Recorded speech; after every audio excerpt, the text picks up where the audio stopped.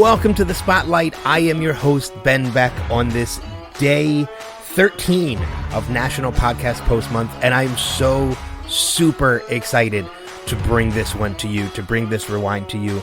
This is the second of our stacked episodes. We've got not one, not two, not three, but four previous conversations that I'm bringing you as this one. They're going to be back to back to back to back, so make sure you listen all the way through. And the reason why I'm doing four is because over the years I have been incredibly lucky enough to talk to a majority of the cast of the television show Whose Line Is It Anyway? Only a couple still elude me, but I'm gonna work on them for season 7, so hopefully we'll bring them through. As a matter of fact, two of these people I've had on 3 times, and that's Colin Mockery and Brad Sherwood. Colin and Brad and I have built up a really cool relationship where I've had them on the podcast multiple times. Every time they come to town, I get to go see them. Every time I get to go see them, I get to go backstage and hang out with them. So that's a little bit of a humble brag. But this episode is going to be, again, 4 parts. We got Colin Mockery, the first time we had Colin on. Brad Sherwood, first time I had him on. But in addition, Ryan Stiles and Greg Proops. Greg, who I also had an opportunity to meet when he was in town and got to go backstage and hang out with. Ryan, I haven't had the chance to meet, but still, one day, I hope to have it happen. But again, it's a lengthy episode because it's 4 parts, but I guarantee you, you're going to enjoy all 4 parts of this. Here it is, part of National Podcast Post Month, day number 13, Ryan Stiles, Greg Proops, Colin Mockery, and Brad Sherwood. All right. Hello again, everyone, and welcome to another Next Level Radio Guest Spotlight. I am your host, Ben Beck, joined by my co-host, Adam Gorey, and we are both extremely excited to be joined by our guest this evening. If you ask us, he really needs no introduction, but we're going to give him one anyway. He's an award-winning comedian, having won 2 Canadian Comedy Awards, a Gemini Award, and an award from the Writers Guild of Canada, not to mention many other nominations, but he's known best for his work on the show Whose Line Is It Anyway? Please welcome Captain Hair himself, Mr. Colin Mockery. Colin, thanks so much for spending some time with us tonight. Thanks for having me on. Now I know we have a very limited amount of time with you. Although I could talk to you probably for hours because I'm a huge fan. So I want to jump right into things. Okay, I'm pretty boring, so good luck to you. Something tells me that's probably far from true. Well, you make your own decision after this. All right. I know a common punchline throughout the course of the show is you being from Canada, and I know that's where you live. And I know that's where you've spent most of your life as well, but I think something a lot of people don't know about you is you're actually born in Scotland, correct? That's right. Yeah, I was born in Kilmarnock, Scotland, quite a few years ago. Do you ever get back to Kilmarnock? No, people have told me not to. It's not apparently a great place to go. I actually just got back from Edinburgh. I was doing the Edinburgh Festival out there. We were doing sort of a British Whose Line reunion. So we had 20 shows, and I was very close to going, but as I say, people said no. There's no reason for you to. Edinburgh is beautiful. Just stay here and eat. Yeah, I did hear rumor that there was supposed to be some kind of UK reunion, and that's what it was. It was out in Edinburgh. Yeah, it was lovely. I hadn't seen many of the British cast for years. Greg Proops was over there, who I see constantly. But Josie Lawrence and Mike McShane and Paul Merton. So it was nice just not only getting a chance to work with them again, because they're fantastic to work with, but also just a chance to catch up personally. Yeah. Well, I know with all the different types of comedy that there are, sketch, stand-up, Ben and I personally agree that improv is probably the most difficult while also being the most rewarding when a joke hits big.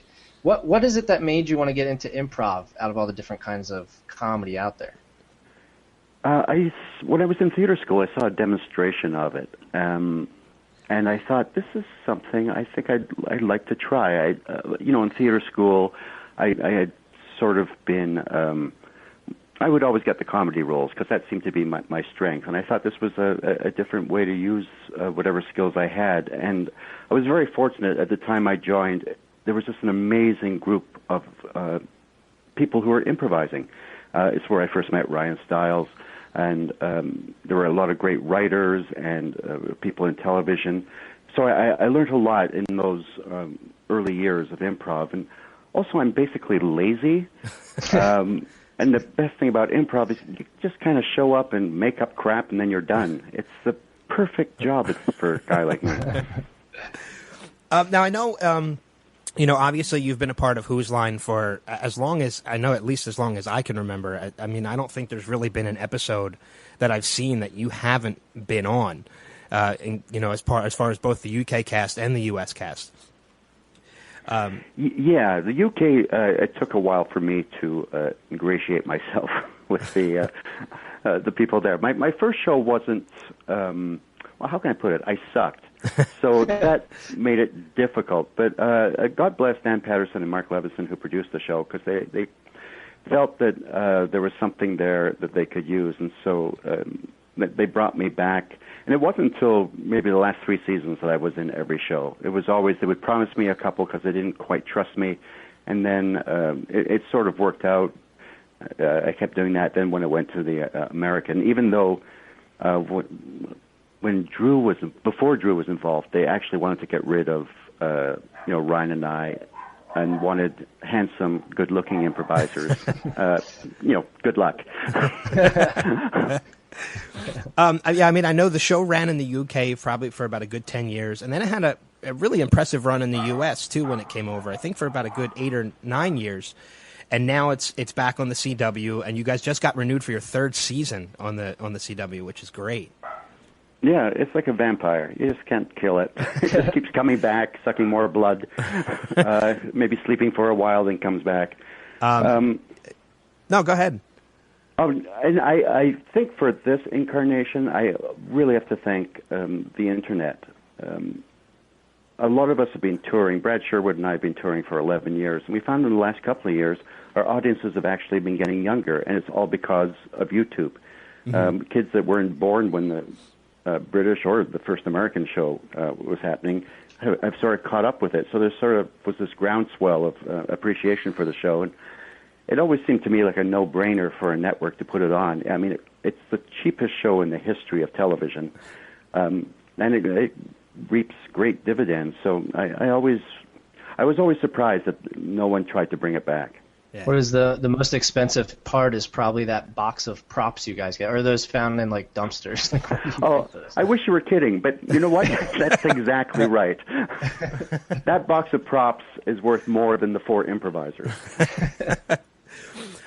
One thing I've always been curious about it is through the run of the show, it's had numerous hosts. I mean, you had Clive Anderson in the UK, who hosted through the course of that show. Then you had Drew, who hosted when it came back in the US. And now you have Aisha Tyler. And I've always personally been a bigger fan of Drew as a host, not because there's anything wrong with Aisha or Clive, but mainly because I feel Drew opened himself up to potentially being part the butt of the joke, as well as participating in the games, which I always found a lot of fun. Do you feel that the host is a large part of the show in itself, or the outcome of the situations, or do you think it really just doesn't matter who the host is at that point? Oh, you could put anyone in there. We're the stars. No, that's not true. The host does sort of set the tone. I mean, Clive was so quintessentially English, and he had that sort of dry, sardonic manner that Greg Proops loved. And Drew was so American, and he was also a big fan of the show. I think that was also part of his appeal. He would laugh louder at us, I think, than the audience would. And God bless, he always fought having to do the improvising. He would always say, these guys are the guys who do it. I just a stand-up, I'd rather just sit and watch. But they made him do it, and God bless him. He would set up a weekly thing at the Improv on Melrose in L.A., where we would go out and do an hour of improv, just so he would sort of get more relaxed with it. Aisha, the trouble with Aisha is, she's beautiful, she's smart, she's a nerd. There's nothing about her that we can make fun of. So we're still trying to find that, but we'll find it. Well, I mean, at the rate you guys are going, like I said, just renewed for the 3rd season, it seems like you'll have plenty of time because, I'm sensing hopefully another long run, of this series iteration as well. You always hope. The thing about this business is you never know from a day to day. I would think I think we're one of the highest rated shows on the CW right now. So I think as long as that keeps happening, they'll keep us going. But, as I say, things change. So as long as they keep bringing us back, we'll keep doing it because it really is the best of all possible gigs. It's like 3 weekends out of the year. It's goofing around with your friends. It's really hard to find a better job. Yeah. Well, I think to me the hardest part, if I ever had to do improv, and I don't think I'd be able to, but if I did, I think the hardest part would be doing the bit or doing the game when it comes to Who's Line and not laughing. And you seem to be one of the people who, out of everybody, is the best at being able to get through it without breaking. What are some techniques that you use so that you kind of don't laugh and don't break during the bit, or even just to hone and improve your improv skills? Well, the first thing is I don't really find the others amusing, so that really helps. They've yet to do anything that I find funny. Part of it is just stubbornness that I'm not going to break up. I want to get through the scene. And also when you see someone else start to laugh, that's when sort of your killer instinct comes in and you think, oh, okay, I'm just going to make it worse for them. And that makes it easier for you, actually. If someone else is breaking up on stage, you can just sort of sit back and go, oh, well, isn't that unprofessional? That's horrible. So I'm lucky. I mean, there's such a sense of joy and pride when I make one of those guys break up because, they're all pretty jaded. They've all seen all kinds of comedy for many years. So when you actually make them laugh, you do feel like you've accomplished something. Not like curing cancer, but still, it's something.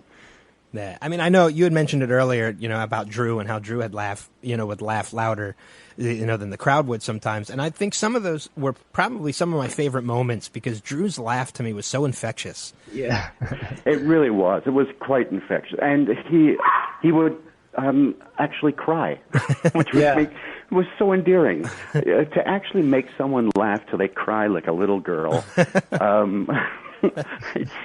It's a wonderful job to have. And I know, like, something else I was a big favorite of, too, is it's right along the same lines as you, as Adam said, being able to hold off and not break. Ryan was pretty good at that, too, in my opinion, but it seemed like you were the only person who could make him break. And the moments when Ryan broke, I found hysterical. Oh, yeah. Yeah, me too. Part of that, we've known each other for, over 30 years. We basically started doing improv together in Vancouver. So we have a long professional and personal history. So a lot of times the things that make him laugh are in-jokes that I don't even know about. And he'll just start laughing. And then afterwards I said, what was that about? There was one greatest hits where I said tapioca. I remember that. And he just dissolved, and I had no idea why. And afterwards I said, what was it about that made you break up? And he said, you sounded like Colonel Klink, which is like one of the most random things.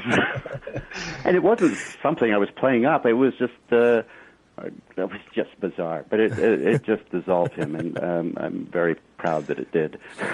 Yeah, it seems like every time you guys do the, I don't remember the exact name. Is it just called the hands game where he uses your hands? Yeah.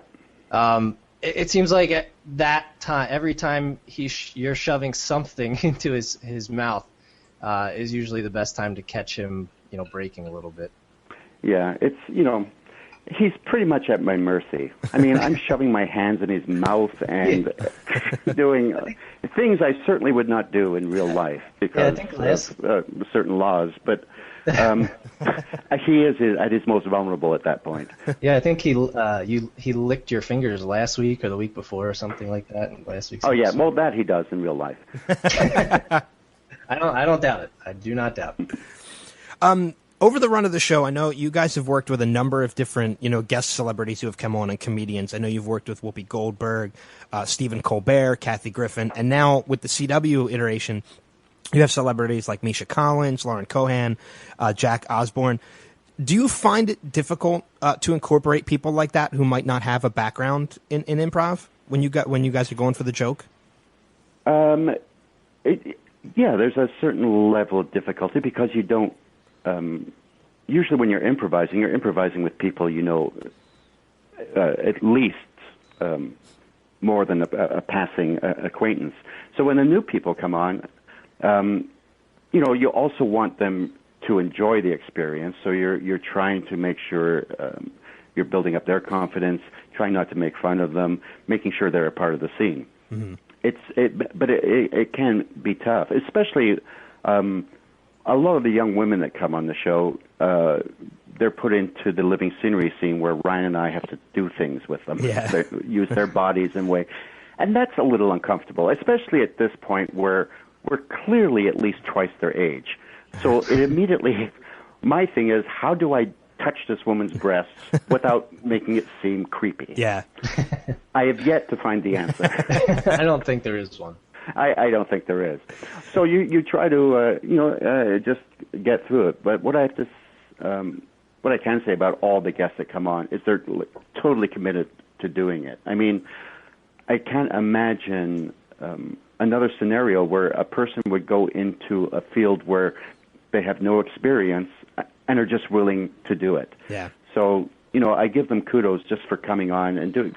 We've been working together for over 20 years, so it's a fairly well-oiled machine, and for them to jump into that, it would be like if I went to, some brain tank somewhere who were trying to figure out how to split the atom. I'd be totally out of my. Well, no, I wouldn't, because I've actually done that, so that's all right. But I give them full points for coming on and taking the chance to look like a complete idiot. Yeah. One of the names I didn't list in that I kept out for a reason, mainly because it's one of my favorite episodes, and I'd be remiss if I didn't mention it. I know one episode that you did, and it's kind of sad now, unfortunately, because of his recent passing, but you did an episode with Robin Williams as well. Yeah. And I'm just wondering, just from my own personal, curiosity, how was it working with him? Because it seemed like he just had so much fun, and he just loved just being a part of that. It was truly one of the highlights of my career to be able to work with Robin. I saw, when I first saw him in Mork and Mindy, I had what I think probably the same feeling he had the first time he saw Jonathan Winters. I just thought, this is amazing. Who is this guy? What's he doing? And he was shooting 1 hour photo up in Vancouver. So he just basically flew down, and he had to fly back after the taping for the next day's shooting. And he was just amazing. First of all, he raised everyone's energy 150%. Mm-hmm. He was just lovely to everyone, the crew, the audience, and all of us. I mean, he was an Oscar-winning actor, and he joined us, and he was just one of the guys. Yeah. And he had such a great time, and he actually stayed longer than he was supposed to. The last half hour of the taping is usually the worst part, because it's going over. As we're doing the show, the producer is cutting the shows into 3 or 4 different shows. Mm-hmm. So the last half hour to an hour is just the host going, all right, now we're going to play sound effects. And then, we stand up as though we haven't done it before. And it's basically for edit points during the show. And he didn't want to leave. And we had more fun. He was having so much fun with the audience and with us. It truly was not only a great professional point, but personal too, because I just saw this guy who didn't really have to be nice to us, was just amazingly sweet. I mean, right. I only knew him from that one time. Greg Proops knew him better. They're both from San Francisco and as stand-ups. And Ryan had worked a couple of times with him. But from every report, it's just people first talk about how lovely he was and then talk about how funny he was. Yeah. Yeah, I mean, I think one of the biggest things that showed during that episode is the chemistry everybody had together, and that's one of the most important parts, I guess, about improv is chemistry with everybody, especially when it involves, 2, 3, 4 people. Yeah. What's the process? Go ahead. Oh, go on. I was just going to say, what's the process like, when you're trying to find, somebody new or adding a guest like that, or, what do you do when two members maybe don't quite get along as they are normally? You just get through it. I mean, in theory, you should be able to work with any other improviser. We all have the same vocabulary. We know what the rules are. But there are sometimes it doesn't work. And it doesn't necessarily mean because it's someone you don't get along with personally. There's just sometimes, for whatever reason, things don't meld. When I was at Second City, there was a guy there, Patrick McKenna, who is a very successful Canadian actor and one of my best friends. And for the first 4 months we were in the company together, we couldn't improvise together. And it was really frustrating because I find him very funny and enjoyed it. And then we realized it was because we were both being very polite with each other and waiting for the other one to sort of take charge. And then once we figured that out, it just sort of liberated us. And then he became one of my favorite people to work with. So it could be just the slightest thing that can, set off the chemistry, as you say, but keep at it. I mean, with Ryan, it was pretty much there from the very beginning. From the very first time we improvised, it just worked. And with some other people, it takes a little while to get the chemistry going, but you can do it. Right. Well, I know. Go ahead, Ben. No, go ahead. I was just going to say, obviously, with you and Brad touring, I'm sure you guys have some good chemistry and stuff like that. I mean, you guys, unfortunately, we had missed you when you were in our area most recently. We're in the Philadelphia area, and you were at Easton, I think, last fall. Yeah. We're coming back in November, so. Yeah, I know you're going to be, I think, in York, Pennsylvania in November, and then you won't be back to Easton until November 2015. And I know people can go to colinandbrad.com for tour dates. I mean, does that always, are you touring while the show is filming as well? Yeah, the filming of the show is so, as I say, it's 3 weekends. So it doesn't take a lot of time. We usually do it in January or March when the tour is just starting up again. Right. And they work around, or they try to work around everyone's schedules. Wayne's busy with Let's Make a Deal. Ryan's busy with other things. It's actually amazing that they can get us all together. But yeah, we do a lot of traveling. Well, I mean, a lot of traveling. The show is obviously very popular because, I mean, as Adam said, you guys are back. I looked at the tour dates to see when you were coming back to Easton. I saw you the last time you were in Easton. And I've seen you actually 2 or 3 times already. And what I love about going to see your show is that because it's improv, it's a completely different show every time. And yeah, and because we do come back to places often, most of the work that Brad and I do on the show are coming up with different games and trying to find different ways of doing the show so that it is totally different. Most of that is trying to find different ways of getting suggestions so we get things from the audience we've never had before, getting the audience to act, getting an audience to shout out things other than gynecologists and proctologists. It can be difficult sometimes. So it's trying to find a way to couch the question so you get something that makes them think, a little outside the box, a little outside of the world of normal, and yet give us something to work with. Yeah. I remember one of the times I'd seen you was actually at Millersville University, and this was probably about 5 years ago. And just one of the running jokes that you guys had going all night was the pronunciation of Lancaster, whether it was Lancaster or Lancaster. And it was just part of the show for the rest of the night. And it just showed me like how brilliant the improv is between you and Brad and the chemistry that you guys actually do have when you travel. Yeah, I mean, this is our 11th year. I've known him over 20 years. So, again, all of that works towards us having a great relationship. I mean, it's hard for bands to go for 11 years touring, and we're still absolutely loving it. And part of it is, I think we have the same sort of work ethic and the same just sort of love of improv, and the fact that it is different every night, so we never get into a rut. It's not like we have to go out there and do our greatest hits every show. Every show is its own beast, and every show has a different running joke because of something we've gotten from the audience or something that's happened that day. So I can see this going until both hips go. Well, I mean, some of the stuff that you guys do, I have to ask, which one of you two nutcases came up with the mousetrap game?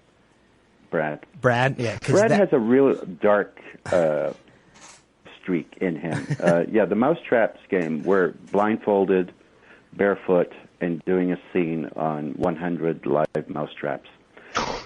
And usually the improv at that point isn't that great, but the audience just loves watching us hurt ourselves. And we've tried to sort of ease it out of the show because it's, for many reasons, it's not one of our favorite games. Can't imagine. But the audience revolts if we don't do it. So we're constantly, no matter how great the show is, there's that moment where you go, oh, man, now it's mousetraps. Yeah. It's just the worst. I know we're getting ready to wrap things up, and one final question about the tour and everything, because we're definitely going to send people to the website, because, like as I said, I've seen it, and I want to send other people to see you guys, because it's absolutely hysterical. The tour mainly goes in smaller venues, as does the Who's Line show. Is there something about that smaller audience that appeals more to improv? It's, improv is a more intimate art. I mean, most of the theaters we play are, anywhere from 1,000 to 2,500, and that's a little big. We once did a show for 10,000 at a Coliseum. It was just insane. I mean, they had screens, but it just asking for a suggestion, you couldn't hear anything. Yeah. So we enjoy the smaller venues. We actually a couple of years ago were doing a couple of weeks up at Just for Laughs in Montreal, and it was like a 300-seat theater, and that was great. That was like going back to our roots, where we'd be working in smaller places. It's fun, and it's with the bigger places. I think we've become kind of successful in including everyone and making it seem a lot more intimate than it is, but it can be a tough time sometimes. Yeah. Well, I know we're getting to the end of our time, but usually how we like to wrap up our interviews is we like to do what we call our rapid fire. All right. And basically how that works is Adam's just going to shoot a couple questions at you. They're real quick. They're not anything too detailed. Just answer with the first thing that pops into your head. All right. Yeah, but before we get started, I know we might be talking actually to Brad at some point in the next couple weeks. Do you have any advice for us when we talk to him? Should we hit on any topic? Yeah, don't actually tape them. You won't get anything. You just won't get a thing. We'll just do that. He'll say some horrible things about me, and then he'll talk about his time on the dating game. It's just not worth it.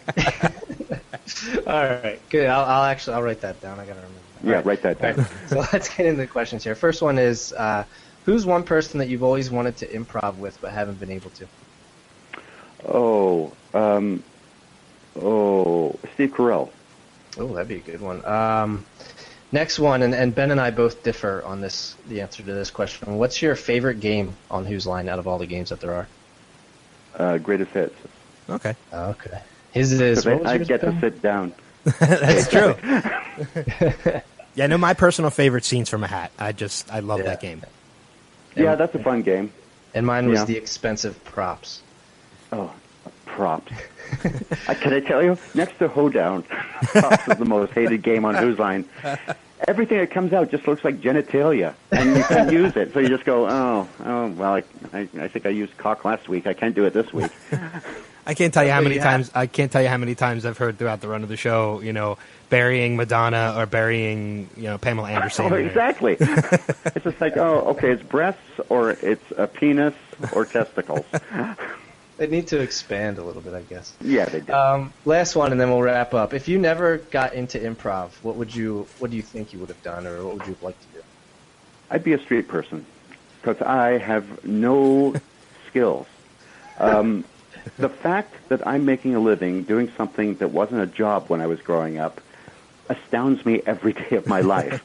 Well, I really can't do anything else. You must be good at it. I got famous at it, so that helped. Well, I know Adam and I are both huge fans of you, so we definitely want to thank you for joining us tonight. And we want to send people your way. Obviously, check out Whose Line Is It Anyway on Monday nights on the CW at 8 o'clock, 7 Central. Your website is colinmockery.com, but we want to send people also to colinandbrad.com to check out tour dates. And we encourage people to follow you on Twitter at Colin Mockery. So, oh, yeah. But, Colin, this was awesome. But like I said, we're both huge fans, so this was a great pleasure for us. Thanks for joining us tonight. Oh, well, thank you. My pleasure. It was a lot of fun. Yeah, thanks. To everybody listening, thank you for joining us tonight. Please check us out, www.nextlevelradioonline.com, and follow us on Twitter at NXTLevelRadio. In the meantime, we'll see you around the bend, guys. Take care. All right, so a few months back, we had a great opportunity to talk to Colin Mockery, who you would know from Whose Line Is It Anyway? And our guest tonight is someone who I guess you could call his other half, at least on stage. So please welcome to the show our guest, the Brad Sherwood. Brad, thanks for joining us tonight. Oh, my pleasure. I'm here to set the record straight on all of the fabrications and lies that Colin perpetrated on your show. It's funny you bring that up, too, because, like I said, when we spoke to him a couple months ago, we asked him for advice on what to say to you when we got the chance to talk to you, and he pretty much told us we shouldn't even tape it, that we wouldn't get anything out of you. You pretty much just talk about your time on the dating game. Yeah. He's pretty bitter. Most people get, in most partnerships, one is the funny one and one is the good-looking one, and somehow I got both those cards, so I'm not sure what he does. Well, hopefully we'll get this interview down, and we're taping anyway against his better judgment. So, whether we use it is another story. But at least we'll use it. I'm sure we'll use it. So you're back on tour with Colin, and your tours seem to be never ending. I mean, you're one of the few touring acts that I've ever seen that has dates booked probably like a good 2 years in advance. And I'm kind of hoping the answer to this question is no, because I love seeing you guys. I've seen you guys at least 3 times. I plan on seeing you even more. There's no chance of the show ever coming to an end anytime soon, I would assume. Yeah, well, we call this our part-time job, and we've now been doing it for going on 11 years. So we are happy to do it, and we both love performing in front of a live audience. That's both. I think we both have a background in theater and live comedy. So to get a chance to improv, which is our favorite thing, and to be on stage the whole time, it's just sort of a dream gig for us. So we literally gave it a try way back when, as an offshoot from when the whole gang would do Super Bowl shows in Vegas, and there'd be like 10 or 12 of us on stage. You'd get up and you'd do a game, and then you'd sit on the stools and wait for like 4 games before you got back up again. So we were kind of like the special teams on a football team. So you only get to kick a field goal once every 30, 40 plays. So we liked getting on stage and being up there the whole time, and we've sort of never stopped because people keep coming to see us. Yeah. Yeah, I mean, like you said, you've been doing it for 11 years now, and other than probably popularity-wise, what's been different for you guys while you're touring now compared to when you started? Because 11 years ago, that's 2004. I don't even know if smartphones were as prevalent as they are now. So I got to imagine a lot has changed in the past 12 years. We always tell people not to record our show on their phones, but invariably after every performance, there's, videos up on YouTube, which then expose the fact that we do the exact same show every single night. No, there are bits, we always sing a goodnight song and we do the mousetrap game, so people always want to tape that stuff. And they tape their friends when the friends are dragged up on stage. So it's kind of hard to keep them from doing it. The people that promote our tour every once in a while will go on YouTube and, send a cease and desist order to YouTube about some video that's up there. But, it doesn't really matter to us. But I would say that as far as what has changed, I would say actually the phones now that they all have the little flashlight light with the camera. Yeah. Now at the end when we sing and do stuff, they hold them up. It's kind of like being at a concert. Oh, that's cool. With the lighters from back in the 80s. Yeah. You mentioned, you said all the goodbye song that you do in the Mousetrap game, and I had personally asked Colin about the Mousetrap game, and I asked him, where it had come from, and he said that it came from your dark, demented mind, and that you guys have actually at some point tried to ease it out of the show, just because, it's one of your least favorite games, and I can only imagine why it's one of your least favorite games that you guys do, but the audience just loves it too much. Can we still count on seeing it during this tour? Yeah, it's sort of the beast that we can't kill, and I can't take full credit for it being my idea. It's not my idea. It was an old, weird improv game that was in this sort of compiled list of crazy ideas from hundreds of improvisers from around the country and really around the world. There was a group called Theater Sports, and they still exist in some cities around the country. And a bunch of them had compiled all the different ideas and games, and so it was just in the back of this. It was kind of the Necronomicon. What is it called? The Necronomicon? The Necronomicon. Yeah, no, I forget. Yeah. No, Necronomicon is when dead people go to Comic-Con. Go to Comic-Con. Yes. So anyway, actually... whatever that book is, covered with dead flesh, yes. It was the improv version of that, and I sort of, we chanted the idea to do this, and now we can't kill it. Yeah, I think Colin called the it... The audience loves it just that much. Yeah, Colin called it the vampire, just because no matter how... You just can't kill it no matter what you try and do with it. Yeah, and, we hate it because it hurts our feet, and we feel like we've been doing it long enough that nobody wants to see it anymore, and we can feel a palpable disappointment if we don't do it. So we're like, okay, this is going to be tied to us like a giant goiter for the rest of our lives. I'm sure it hurts a little more than your feet, because I've seen those mousetraps placed in certain places on your body alone from Colin that no mousetrap should go close to. For some reason, he seems to have a really good radar as to exactly the height and level of my junk at all times. So he seems to, even when he's blindfolded, able to launch them right at my private parts. But I'm thinking of maybe like the Patriots. I'm going to deflate my balls a few percentage points so they don't hurt quite as much. Oh, man. Well, I mean, obviously the tour is improv, but people do have tendencies to come up with the same ideas, other than obviously just, I know Colin says a lot of people say like gynecology or something along those lines, but even stuff you actually want to pick, people have the tendency to come up with the same idea. How often do the same audience suggestions come up and have you choose them? And when they do you go back to something you've used in the past that really hit big, or do you try and use something else that, to make sure you switch it up every show? We try and switch it up because we're playing a lot of the same games. And, we just sort of, for a while now, we've retired a game called Moving Bodies, and we replace it with another game called Living Scenery, where the audience does all the sort of the moving themselves.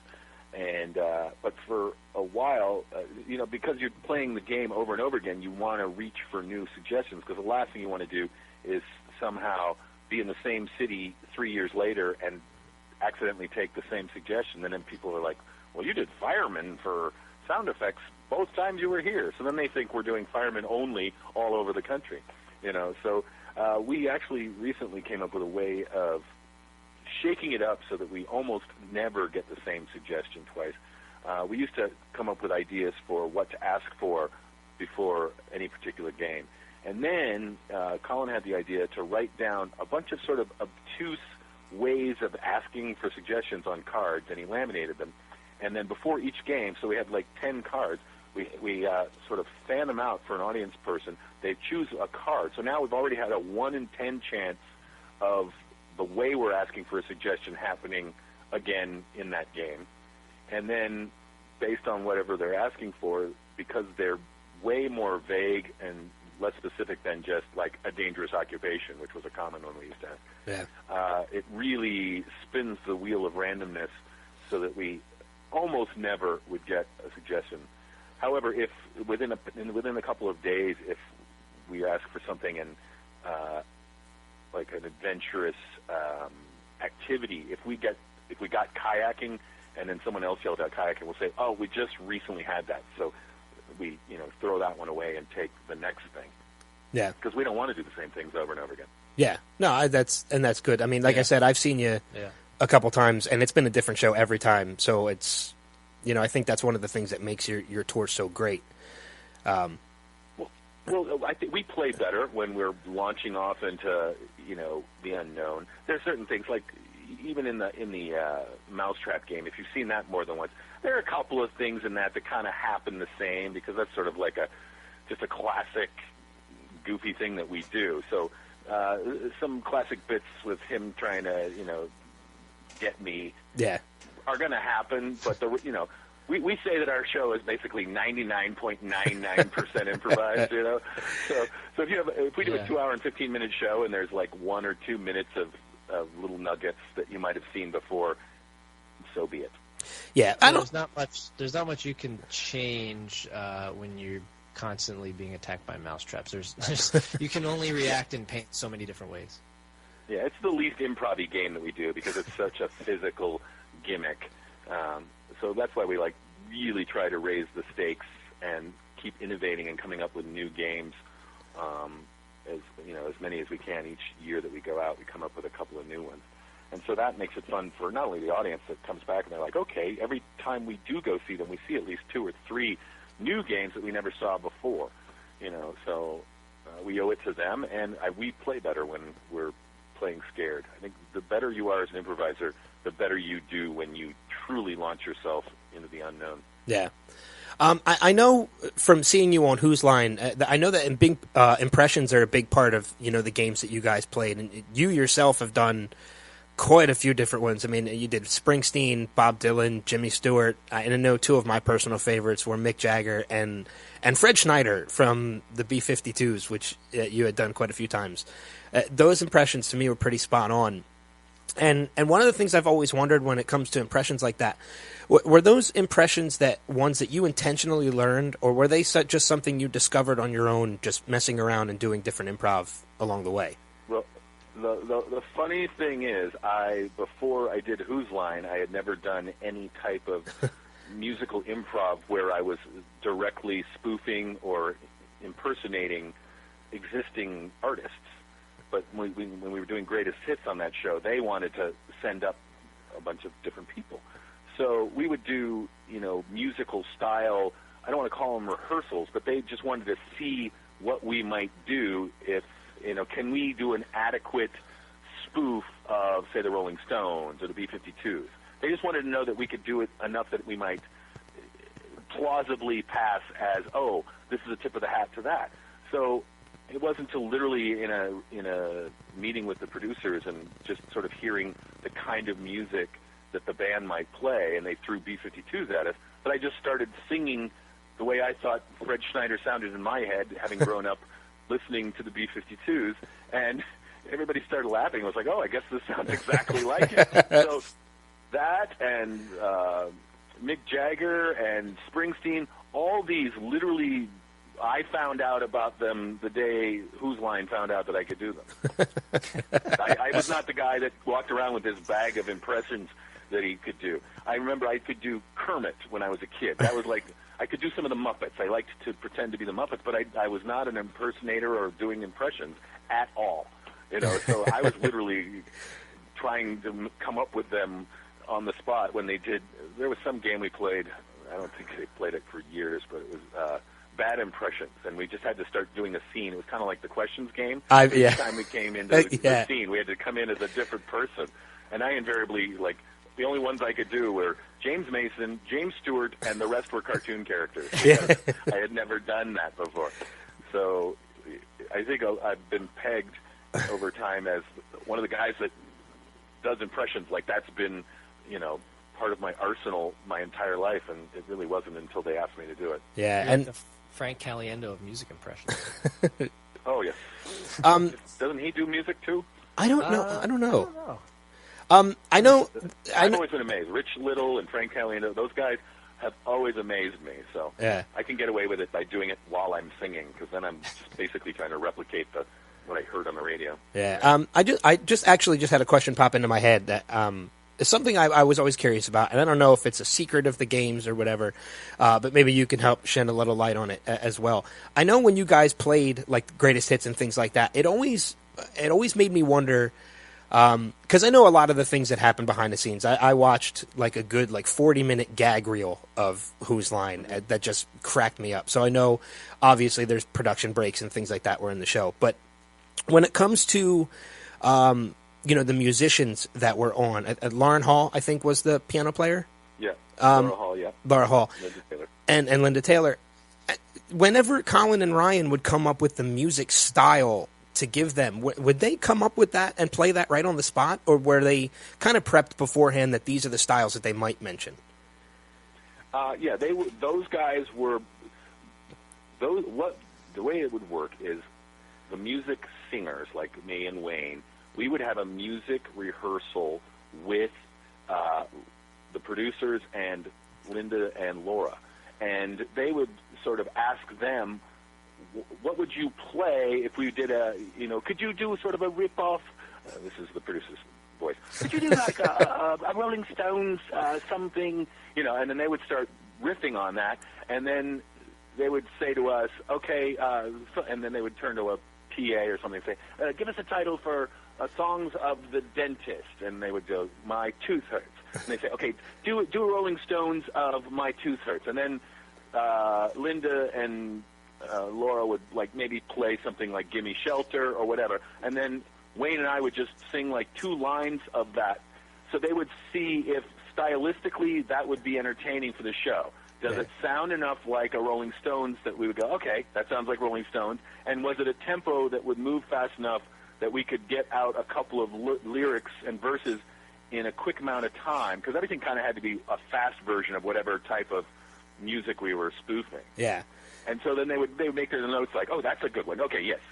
So we can do Rolling Stones, and we can do. So then in that rehearsal, they would find 10 to 15 that they really liked that Wayne and I did together, and then from those 10 to 15, they would decide which ones they wanted to see on the show, and then they would give I don't know how many of those to Colin and Ryan. Okay, yeah, because I knew that the lyrics that you and Wayne were coming up with were improv, obviously, because they were coming from suggestions from the audience. But right. I was just always curious about the style and always wondered if Laura, and Linda were so quick, musically improv, or improv musically like that they could come up with that. So that was something that I was always curious about. Yeah, they and Ryan and Colin would have just advanced notice of because they would usually give us 3 songs, so they probably want to give us 5 just so that they could choose the best 3. Yeah. For the show. Right. So before the show, the only prep that those guys would all have is what 5 genres they were going to throw at us, and Wayne and I would have no idea. We wouldn't know what style it was going to be, and then obviously we wouldn't know what the subject matter or the title was going to be till the moment it was thrown out by Ryan and Colin, who were making up the titles on the spot based on what the occupation was. Yeah. Well, speaking on improv in general, I mean, I know Whose Line would use 4, sometimes 5, when the guests would come on, and then obviously with you and Colin, it's 2. How many players would you say is too many when it comes to improv? I mean, have you ever done 6, 7, you know what I mean, an all-star type of thing where you have a bunch of guys out there? Yeah, there's a traffic pattern problem the moment there are 3 people on stage.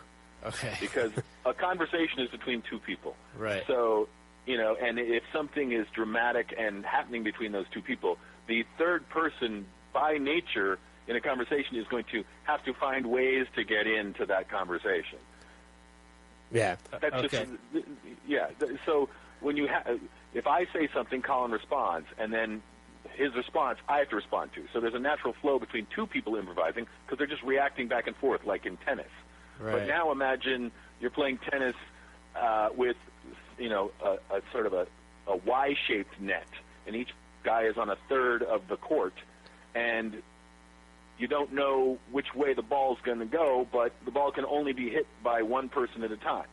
Yeah. That makes perfect sense. So if I'm hitting the net, if I'm hitting the ball over to you, then Adam is on the other net waiting for it to come back to me. To come to him. So he's always going to be temporarily dormant until the ball is coming to him, and then between the two that are hitting, if that makes any sense. Yeah, no, again, that does. I think the And the nature of any conversation is speaking and responding and speaking and responding, and the third person, who whatever the accusation was not levied toward, literally has to butt in or interject or stop the flow of what. Right. If you and I are having an argument, he has to jump in at the last, to get his words in. Yeah, I think the stand, sit, kneel game would probably be a good example of the confusion that having a third person in would be. Well, I mean, and also with improv, I mean, it kind of benefits from the knowledge of pop culture and current events, especially when it comes to some, jokes. Do you go out of your way to stay in tune with that kind of stuff, like what movies and shows are popular or current events, or does that kind of come naturally to you? I have a curious mind, so I don't pour over. We certainly don't do a lot of political or current events stuff. And our show, because we're bringing audience members up on stage and we're playing games, there's not going to be a bunch of pop culture people references like Lindsay Lohan or Kim Kardashian or whatever. There might be a joke if someone says something about a big butt, then a Kim Kardashian reference could come in. But we don't have to sort of absorb everything that way. But it's certainly good to know about genres and styles so that you can spoof them, and you don't want to be completely oblivious to waves that are sweeping the nation. What was that dance that Psy did? I've completely forgotten it. Gangnam Style? Gangnam Style? Yes. Oh, thank God that's already out of my mind. But yeah. You don't want to miss that because that might come up, and you want to be able to at least do a bad version of it. I certainly wouldn't stand in the front of the mirror and try and do it, but in my brain, having seen it on television, if someone had said that as a suggestion, I certainly wouldn't want to go, what are you talking about? Yeah. The show, obviously, back to Whose Line for a second, the show has obviously seen a couple different iterations, from the British iteration and then over to America. There's been two different ones. We haven't seen you as much in the new iteration of the show on CW. Any chance that we're going to see you some more in this new season that's coming up? Yes, I am shooting in March. They're shooting some right now in January, and I know I have a tape day or two in March. And of course, they generally get 2 to 3 episodes out of any one taping. Okay, cool. So when they first brought it back, the producers told me and Greg that they weren't sure we were even going to be on the show again because the CW network wanted lots of young, new, different faces. They didn't want to feel like they were just buying the old ABC version. Yeah. So they put their fingerprints on it and added some new people. And finally on the second season, Greg and I both got to come back, which was very nice. Yeah. And you got to keep the old guard around at least for a courtesy visit. Yeah. Well, yeah, and with you and Brad touring, I mean, obviously you guys have great chemistry, so that obviously shows, on the show as well as the tour. Yeah. Did you just say him and Brad? Because he is Brad. I thought I said Colin. Oh, okay. Sorry. Yeah, well, I have really good chemistry with myself anyway. So I know what you're talking about. Yeah, because I think CW did a good job, at least. They kind of found a little bit of a niche by bringing on other stars to kind of participate with you guys in the games. Yeah. So I think that kind of keeps it a little younger and fresh at the same time. Yeah, well, they bring out a lot of people that are on CW shows, too, which, is great. Product placement makes sense to me. Yeah, because I think one of the episodes you were on, you were with Misha Collins from Supernatural, I think. Yes. Okay. Yes. And has Supernatural asked me to be on the show? No. That seems kind of rude, I think. I would agree. Quid pro quo. Besides Greg and obviously Colin and Ryan, I think you're one of the few people that has had the opportunity to be part of both the British version of Whose Line and both American versions with Drew and Aisha. Out of all three versions, is there a certain host that you prefer between Clive or Drew or Aisha? Is there anyone that are your favorite? Well, they're so different. To me, they are all really funny people, and I've actually known all of them for a long time. I knew Aisha. We were both doing comedy. I was in an improv group that plays the Laugh Factory in L.A. every Sunday night, and she was the host there on Sunday nights. And this was back in the 90s. So I have I've actually known her longer than either of the other two hosts. So, okay. And she is super funny, and Drew was like one of my best buddies, and, he laughed harder than anyone yeah.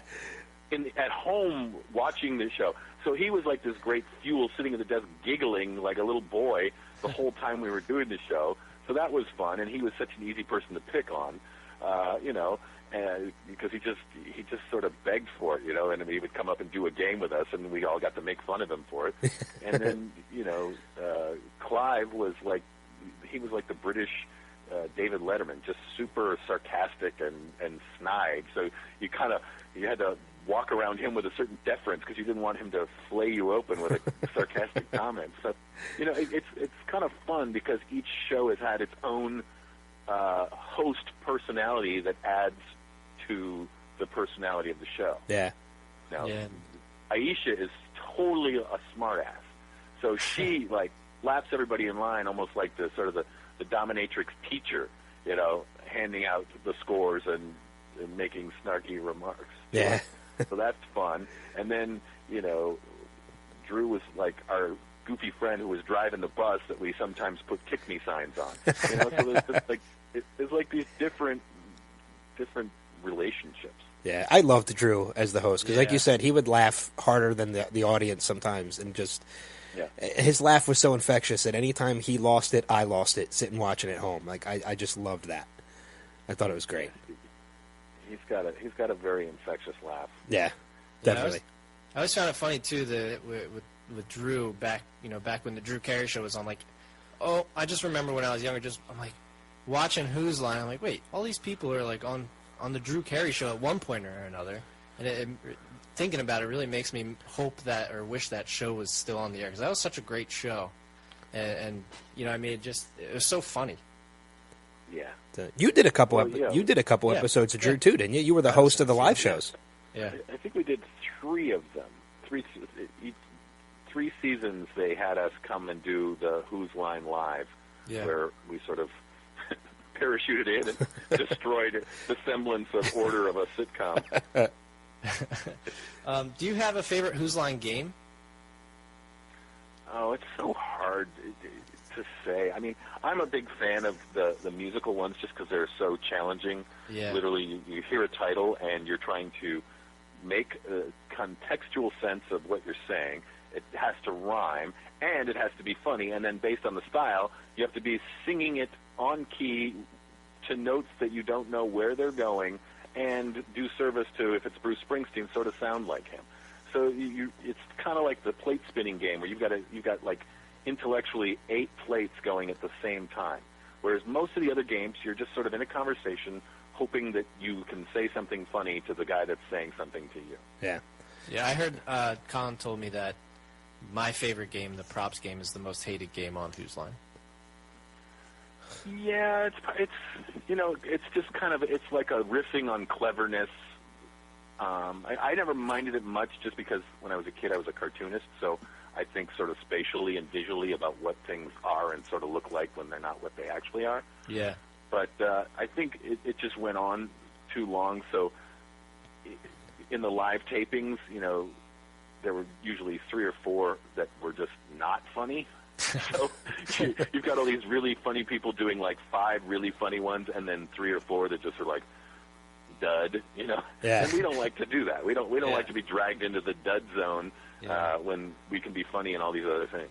Actually, let's be correct for a second, Adam. I think Colin said that it was everyone's least favorite game behind Hoedown. Oh, that's right. Yes. Well, Hoedown, is Hoedown because it literally ended every single show since the show began, basically. So Ryan and Colin, I don't think, have ever known an episode not singing Hoedown. And, it's like we're done with it. That's, I think, why they feel that way. Of course, I'm not doing every episode, so I'm just so excited to be there taping that I would sing, 10 Hoedowns at a taping. Yeah. Any plans to adapt any other Who's Line games to the tour while you guys are out? We're kind of always innovating. I mean, the key is it has to be a game that works well with just two players, and it has to be a game where if there is a caller that we, that a facilitator that somehow calls some aspect of the game, that we can give that power to the audience. Yeah. And it has to be the power that we can give them so that they can switch it up and change it if they need to. But there's a certain delicacy to comedic timing to know when and instinctually what is the best way to do that. So you can't hand them the reins to drive a scene into the ditch, if that makes sense. You don't want to leave them so much responsibility that they're either undercalling or overcalling a game.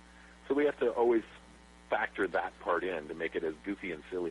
And we like to bring as many people up on stage as possible. So we're always trying to figure out how we can take old improv games and somehow bring an audience member up on stage for it. Yeah. I can't remember if this is a game I've seen you guys do or not. Have you guys ever done quick change on stage? Yeah, quick change. We call it new choice. Okay. Whose Line calls it quick change. But yes, we used to do that all the time, and then we've sort of done several variations of it. Okay. And then we always did it with the gang in Vegas, too, for all the Super Bowl shows. Gotcha. On the flip side of that, are there any ones that you guys came up with that you ended up getting onto Whose Line at some point? Or obviously not Mousetraps, but...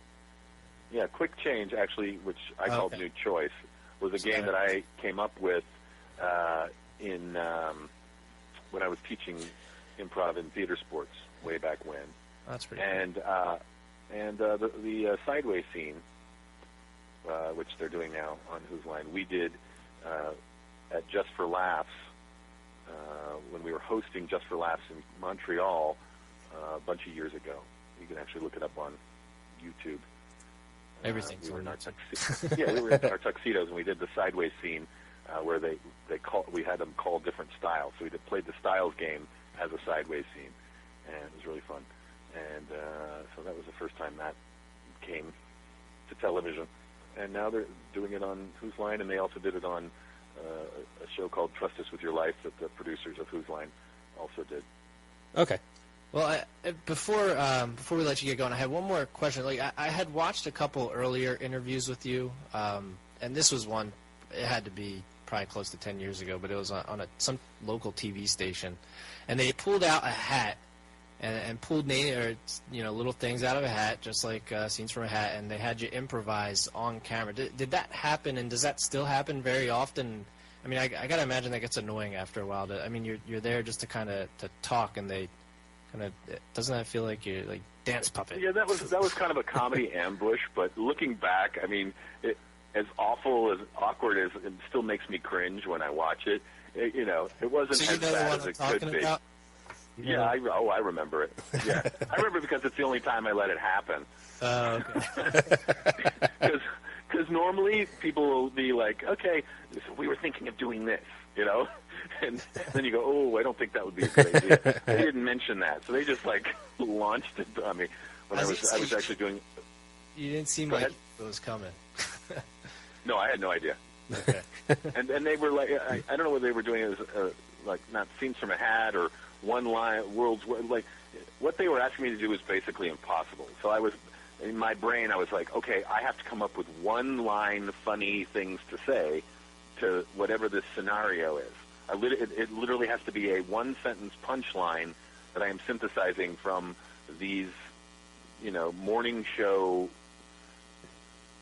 Producers, hey, this would be funny type ideas that they had thrown into a hat. Yeah, I think the first one was about I think it was about I think it might have been like an OJ thing. So their first one was about homicide. Yes, which is always hilarious. Yeah, right, exactly. All right, so we'll make a note of that. If we ever get to talk to Brad again in the future, do not improvise a game for him to do. Or give him a heads up about it. Yeah. Well, I was thinking, I'm like, that never even crossed my mind to do that in an interview with someone doing improv. It's like that. You do that all the time. You're here to just kind of talk. Radio shows always want us to do that. Like when they invite us in to come to the radio station, they always want to play a game with us. And invariably, the only thing we ever offer to do with them is do a spoof radio show. Yeah. Because that's cool. It's like the only thing that actually will work because Yeah. What we do is theatrical and is reliant upon getting audience reaction. You know, so it's almost like do a comedy show in a vacuum. Well, you can't really do it. Just like a stand-up would not want to do his act at the radio station. Yeah. He would sit and have a conversation with them and then say funny things based on what's going on in the conversation. Right. But he wouldn't want to launch into the first 2 minutes of his set. Yeah, but because like you said, there's no audience to gauge the Yeah. reaction from. Yeah, exactly. So Yeah, it would be death. If you asked any bona fide, established, high-level comedian to go on a radio show and just start their act, nobody would want to do it. Yeah. It would be like, it makes me cringe just thinking of it. Well, it's like anytime you watch like Last Comic Standing and the comics are auditioning for a panel of 3 people. It's always kind of awkward, and it's tough on the comedian too because it's the comedian can't even judge how their act is going without an audience. It's just these 3 stone-faced judges. Yeah. So, but you guys are back on tour right now. I know you're going to be coming back to we're in the Philadelphia area. You're going to be coming back to our area November 21st, and I know I will definitely be in the audience for that. Terrific. So Yeah, excellent. We'll come backstage and say hi when you do.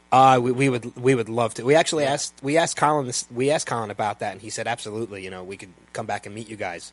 So that just reaffirms that you just said that too. So we will definitely take advantage of that. Colin is actually 2'3", but he wears these lips in his shoes, so you'll be surprised at just how short he is. Awesome. Yeah, I haven't seen a show yet, so I'm really excited for you guys to get back in town because I think last time you were at that theater was like probably 2 years by the time you get back to it. So I don't even know that I knew you guys were coming to town. So now that I know and have a heads up, I'm definitely clearing my calendar because, like Ben said, I've heard you guys are fantastic, and I expect I'm not surprised by that at all after seeing you guys. We always say we're the second funniest comedy show you will ever see. And then when people say, well, what's the first? I say, well, just legally, we want that disclaimer. So that you can't sue us and ask for your money back. That's a good one. But yeah, appreciate the invite, Brad. We'd definitely take advantage of that. Come back and meet you guys. We'd love to meet you guys. Great. So we want to point people to your Twitter account, @TheBradSherwood. And also your website, bradsherwood.com, as well as colinandbradshow.com, which is where people can find. That one's, as far as websites go, that one's the one to check out because that one has all the updated tour information. colinandbradshow.com. Now, it may have a bunch of dates listed in January, but those are false because Whose Line is taping right now. So oh, okay. Some of those have gotten moved, and hopefully they've updated it, but, I'm relaxing at home, and I'm not going to look. Well, we'll do the research, and we'll make sure people are updated on that, too. Yeah. So, but this was, Terrific. this was a lot of fun, Brad. Thanks for spending some time with us tonight. Yeah, man. Oh, my pleasure. My pleasure. So, And I'll see you guys when we come to Pennsylvania. yeah. All right. Looking forward to it. All right? So, all right. Thanks, Brad. No problem. Take care. Well, our guest this week is best known for his appearances on the show Whose Line Is It Anyway? But if you're a fan of comedy at all, I'm sure you've seen him many other places as well. TV, video games, movies, podcasts. He's done a bit of it all. Pretty soon, a book. After all, he is the smartest man in the world. Please welcome to the podcast, Mr. Greg Proops. Greg, thanks for spending some time with us. Hello, Adam. Hello, Ben. Hello, Philadelphia. Speaking of Philadelphia, so I know you're out in California right now. I am. And you're going to be coming out to Philly this coming weekend. I hope you're prepared to dress warmly. Oh, my God. I'm not ready for it at all. I'm so not ready for it. I'm scared to death. I mean, we had... yesterday we got lucky. We had probably like a good 40, 45-degree day. And to us... Put shorts on, yeah. Yeah, I drove around with my windows down. Like, that's how nice it seemed. Really? Yeah. But it's supposed to be cold this week, huh? Well, I think we're supposed to go down into, like, negative... I think below 0 overnight again tonight. Yeah, -5. Barf. I hate weather. I really do, you guys. I've been to Philly when it was rainy. Like, I was there last year in the rain, and, and I've been there in the summer when it was boiling hot, and you just want to die. But, yeah, I'm not ready for it. I was in Vancouver over the weekend, and I was standing outside, and it was too cold for me there. And it wasn't that cold, so I don't know what I'm going to do. I think just cry. I would hate to break it to you, but I don't think it's getting above freezing while you're here. I know. I know. Sorry. I mean, I have long underwear, and I will wear it on stage. That's the kind of person I am. I've done it before, and I'll do it again. I have a parka, I have a beaver hat. I have all the gear. It's just, boy. Well, you'll be nice. Well, I'll stay in my room a lot, I guess. Yeah, you'll be warm inside the hotel. You should be all right. Sure. We had an opportunity last year to speak to Colin Mockery, and earlier this year, a couple weeks ago, we spoke to Brad. Unlike those two, when it comes to you, those two do primarily improv comedy, which I know you do a lot heavily as well. But you also travel around doing stand-up at the same time, which I know those two don't do.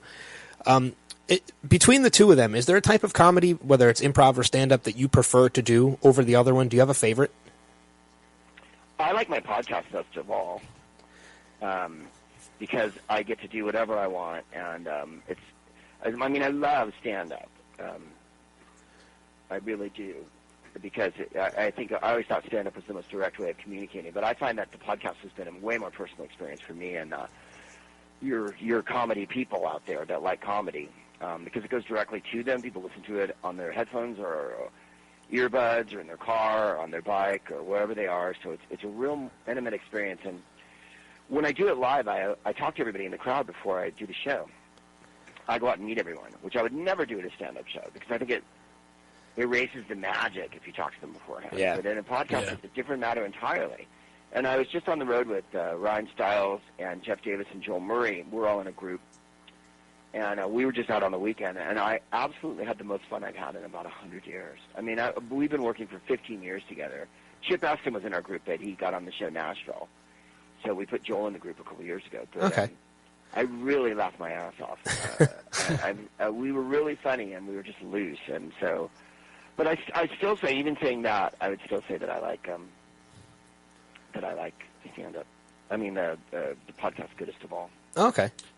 Yeah, and like we said, you're going to be, for those listening in the Philadelphia area, you'll be at Helium Comedy Club on Thursday, the 26th of February, through Saturday, the 28th. Now, your first night at Helium, the 26th, Thursday, is actually going to be a live taping of your podcast, right? The Smartest Man in the World. Absolutely.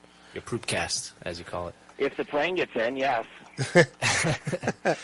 So Friday and Saturday then will be a stand-up. So those, I mean, essentially you could go see, someone could come out and see a Thursday and then come out and see a Friday. It's two completely different experiences then, right? Well, with the same person, yes. Two very. Yeah.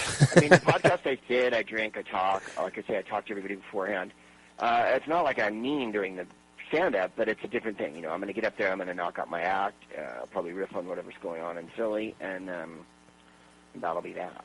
Then I'll go back to my room and hide.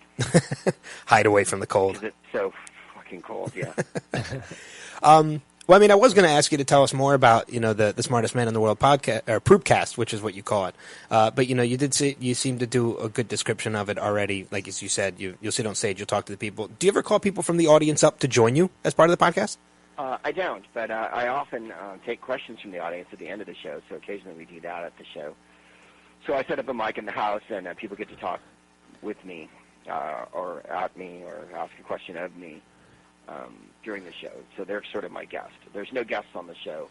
It's just me blathering or dissembling, if you will, or expounding. Is there any type of bit type to it? Like, do you have anything prepared, or is it all kind of off the cuff? Oh, yeah. No, I think of lots of stuff. I have pages and pages of notes. I don't write what I'm going to say. Let me put it that way. I have notes on different articles. My wife, Jennifer, and I confer quite a lot on what we're going to put in the show. And so I read newspaper articles, things off the Internet, items, obituaries. I play records. I get up and dance. I act like an idiot. I talk about whatever's on my mind. I'll probably talk about all the other different times I've been to Philly at the show. Because, Philly for me is I never really played there till about 3 or 4 years ago. And up until then, I never really liked it. I always thought, having gone through the airport and everyone was in such a bad goddamn mood at the airport all the time, I thought that Philly was some place with a bunch of assholes. Even though the comics I knew from Philly, like Paul Tompkins, were all as nice as could be. Yeah. So once I started playing there, I realized, oh, I get it. It's a thing. Well, and so I really like Philly, and I enjoy playing there. I love the Italian food. it's kind of like, I don't know, New York without the corporate bullshit. Well, I mean, in essence, you're still kind of right. I mean, being from Philly, we can honestly say that it is a city pretty much full of assholes, and it's just, so you're not wrong. In a good way, though. Yeah. No, I mean, I did Penn a couple years ago, not at Penn State, Penn inside Philly. And they have a Rags and Bones thing they do, like at their college. It's not called that. Like Harvard does, right? Because it's an old school, from right. 1700s, whatnot. And, right. And they have a special comedy guest every year. So I went and I did the show with them, and I had to learn the sketches on the day, and then I did stand-up at the show, and it was all these guys, kids, all these different college kids in their groups and whatnot. Now they, of course, allow women to be in it. And then I went over to some frat house afterward and got drunk with everybody. And they said, nobody ever does that. And I'm like, why? This was the whole thing to me. I mean, I could give a shit about the show as much as, and of course I hadn't been to a frat house in 100 years. And then they started playing really awful music that I hated because I'm too old for it. And then next thing I know, people were upside down drinking out of Solo cups and shit. And that's when I left because I didn't want to be the chaperone at that point. I've been out of college for almost, actually for over 10 years now. I don't want to age myself, but I remember doing the same thing. We always invited the comics to come back to the frat house, and nobody ever did it. So just to hear the fact that you actually did it, I mean, that's awesome. Oh, no, I smoked weed. I stayed for a couple of hours. I mean, I didn't close the place because I didn't want to be embarrassed that anyone would ask me for a loan or something. No, it was really fun. But I thought all the people I did it with were such, enthusiastic and intelligent and organized, Yeah. I mean, I was a teenage drama student, so I know the deal. I would have loved it if a comic had come and, partied with us. Yeah. Philly would have had to I make thought it was part of the job, quite frankly. I was told that, they had some other comic a couple years ago. He was a star off another show, and he didn't go, and he was very huffy, and he wanted his car right after, and I thought, oh. I went and ate dinner with them before, and I went out with them after, because I'm so cool. Either that or I have no social life. But that was a very nice night in Philly, because the weather was really nice, too, I was going to say, it had to make a good impression on you because, we're looking at your schedule and we looked at it a little bit earlier. You're out, like we said, you're out West Coast right now. You come to Philly for a few days and then you go back out West Coast and then take kind of a break. I guess Whose Line's probably coming up, taping for the next season of that, right? Well, Is that why you're taking a break in March? January, and then we tape again in somewhere in March. I'm also doing a show called The Infinite Monkey Cage up in San Francisco. A physicist named Brian Cox has a show that he does for I think it's BBC Radio, and they have all these physicist types on it, and it's supposed to be good fun, so I'm really looking forward to that, too. That ought to be weird. Well, getting back to your tour, you've toured, all over the world, Europe and everything like that. Is there any type of issue, or how does the language barrier affect your show when you're overseas like that? No, because everyone who comes can speak English. I think the biggest obstacle last year probably was we played Antwerp, and it went very well. But I think a lot of the people in Antwerp didn't speak English perfectly as a second language. Whereas when we played Finland and Stockholm in Sweden, everyone, the Swedes and the Finns just speak tremendous English. When you do it in Paris or Amsterdam, there's loads of expats, so there's tons of English people, Scottish people, maybe a few Irish, Canadians kicking around, and always some Americans. There's 50,000 Americans in Paris, so you're always going to get some people from home. But I was chuffed that last time we played Paris, there was, I would say, half a dozen or more Parisians there. Wow. Who just spoke English really well, and they wanted to hear the comedy. But then there's a big English-speaking comedy scene in Paris, so no, not really. It's not like they sit there wondering what I'm talking about or anything like that. I think that happens more at stand-up shows. Also, I make a slight effort. I'm not saying other comics don't, but they send comics around the world. Like when we were in Norway, or Sweden rather, I remember there was a bunch of comics there from America on kind of a big corporate tour. It was English comics and American comics. I can't remember who was there when we were there. James Adomian, what's his name from England? Stephen Merchant, whatnot. Oh, okay. That's awesome. And Americans can be a little parochial and provincial, and they go places and they're like, God, it's really weird here. You eat different food and you talk different. It's like, don't be an idiot. You know what I mean? So I really make an effort to kind of know something about where I'm going, or at least have a day or two to study when I get there. At least go out to dinner and hang around and go to a bar and get drunk and meet some people, so that I'm not just blowing it out my ass when I get up on stage or talking about. To me, the biggest crime is to get on stage and talk about Hollywood. You know what I mean? Yeah. Yeah. Because no one really gives a shit. Yeah. Unless you're in Hollywood. Well, yeah, in Hollywood, of course, I do nothing but show business, and on the podcast I can, and all that jazz. Well, I really get in Philly and talk about Hollywood, unless it's going to be excoriating Hollywood. No one gives a crap about gossip and shit like that. And show business means so little to people outside of show business world. And I think a lot of comics get caught up in it when they're here. And they go on the road and, like, they want to talk about themselves and their auditions and their Hollywood and show business, and you're like in another world, man. And they want to hear about America. You know, for better or worse, you're a representative of where you're from. You know? Yeah. So I try to keep that in mind. I mean, I don't take it that seriously. I mean, I don't fucking study to see who every prime minister was, but I make a point of knowing where I am, and not just. I used to see, when I lived in London, I would see American comics get up at English clubs. And there was always lots of American comics coming over. And there was the serious ones, like Dave Fulton or Rich Hall or Arj Barker or whatnot, Scott Capurro, who all have careers in England because they made a point of, living there and learning about it. But then guys would come over and, like, they'd be a New York comic, and they'd get up and they'd go, hey, London, what the fuck? Oh, and the English crowd would be like, fuck you. And that would be the end of that. Yeah. And there's nothing like an English crowd going frosty on you. You know what I mean? Like, Yeah. You think a Philly crowd can be shitty. Like a London crowd at midnight or 1:30 in the morning when the fucking bar's still open and they're drunk on Friday, they will just shut down operation. And I saw it happen a few times. It happened to me a few times, So you can't just kind of wander into a place and think that comedy is a universal language. And it's spoken in jokes. And that's what whenever anybody says to me, what advice would you give me if I was going to go play in England or whatever, I'd say, tell jokes one after the next. Yeah. Because the construction of jokes is universal, and people understand it. It's when you get up there and you go, like, get a little too inside, I think is when inside your own ass. Yeah. You've got to come out and realize there's a world. Well, I mean, you seem definitely like there's a lot of knowledge in your head. You said you're a world traveler, and as I mentioned in the introduction, you actually have a book coming out this May, which is titled "The Smartest Book in the World," and I love the subtitle to this book too: "A Lexicon of Literacy, a rancorous reportage, a concise curriculum of cool," which I think is awesome. Is this the first book that you've written, or have you written one before that? I've never written a book. Isn't it shocking? I'm so lazy. I'm having to go over the book now for my last pass, and I just want to get high.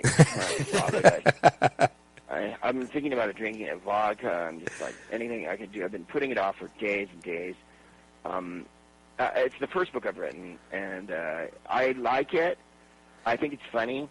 I'm going on the road to promote the daylights out of it, and with any luck, I will be in Philadelphia on May 10th. Nice. But that's just penciled at this point. I will be in Moravia, PA. I'm pretty sure I'll be in Moravia on the 9th. There's a bookstore out there that's a big, famous one. Oh, that's cool. Yeah, I'm not familiar and with it. She couldn't get me one in Philly, and then I want to come over into Helium and do the podcast there. You should do are we doing Collegeville? I can't remember. We might be doing Collegeville. You should do like a one of those those old tapes they had of voiceovers reading the books. You should do one of those for it too. I forget what I am going to be reading the book. Oh, perfect. I'm reading my own book.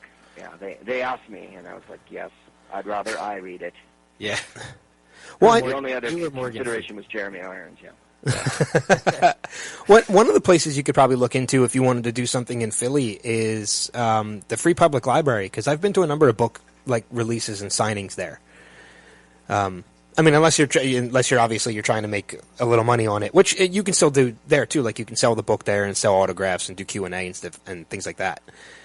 So I don't know if that's. I mean, I believe me, I bring these up to. It's a constant back and forth with the editor, the publishers, and their people. Yeah. Of me saying where I want to play and them saying where they can get to play, and then I just go ahead and book my own gigs out of it anyway. Because I mean, you know how everything works. You guys do your own podcast. There's people can help you in certain regards, but really, the whole world is about do it yourself. Yeah. Yeah. And that's the big message I always have for everybody on the show, and that I talk about constantly. Yeah, we're going to be in Collegeville on Monday, May 11th, at the Town Book Center. But we may add another one in Moravia. The message I always have for everybody on the show is, you've got to carpe diem. Yeah. Moravian bookstores outside of Philly. Sorry, I was reading an email to see if I could find any more information about it, so I didn't just say it was a really big bookstore. We will keep. I'm sure we'll keep an eye on it. I wanted to do Fox's in Philadelphia, but it's very small. So, well, I mean, it's like you said too about having to do things yourself and things like that, and how we would know that by doing a podcast. You're absolutely right. Like it's one of those things that obviously we knew we were going to have to reach out to people to get things started on our own, but we never took the whole attitude that eventually we'll get to a point where things will just be handed to us. We still work just as hard now, to keep everything going ourselves. Can't stop. Yeah, I mean, I'm in a tizzy because I'm like, what am I going to do for the next book? Because they haven't even said anything to me, And then you're like, well, what do I do? So, no, you have to constantly push forward. I think that people get confused. I don't think they get the wrong idea, but I think they get confused that things just happen. And things do, of course, just happen, but you've got to actively take a part in whatever it is you're trying to do. The only thing I object to, aside from ignorant, pinheads running the world, is when people say they're going to do something and they don't. You know what I mean? Like, oh, I'm writing a book, or I'm starting a podcast, or I'm making a dress, or I'm doing this or doing that. And they have no intention of fucking doing it. They're just talking about it. Yeah. And you hear that all the time, especially in comedy. Oh, yeah, yeah. And so I felt like, well, I told people I'm going to write a book. I wrote a book. I said I was coming out with a new album. I have a new album coming out. I don't know when it's coming out, but it'll come out in probably April, somewhere, springish, summer? And we recorded it in San Francisco, and I had to knuckle down and try to put some fucking material together like a human, and, that's the deal. I think you're only as good as the last thing you do, and you always have to try to be funnier, better, faster, definitely. smarter, gooder. Well, I mean, I'm sure this gets brought up to you a lot, but I just got to mention, obviously, from the big fans that Ben and I both are. But I don't know if many people know this, but you are part of the Star Wars legacy with the voices you did in Star Wars Episode 1, The Phantom Menace, and Clone Wars. So how did that news come about when you found out that you would actually be a part of Star Wars? How did you get that part? Well, that was a long time ago. That was in the 90s in Edinburgh. Whenever the year the movie, I think we shot it in 98. It was 97. I was doing stand-up in Edinburgh, and so was Scott Capurro. He was doing a show after me at a venue called Pleasance Over the Road, which was a converted church that had a bar in it that you could smoke in, which I thought was a fucking very cool venue. And one of the Star Wars people came to see me, one of the casting people, because they needed American voices. And so they brought me and Scott in, and we did American voices for this pod race announcers. They didn't want English ones.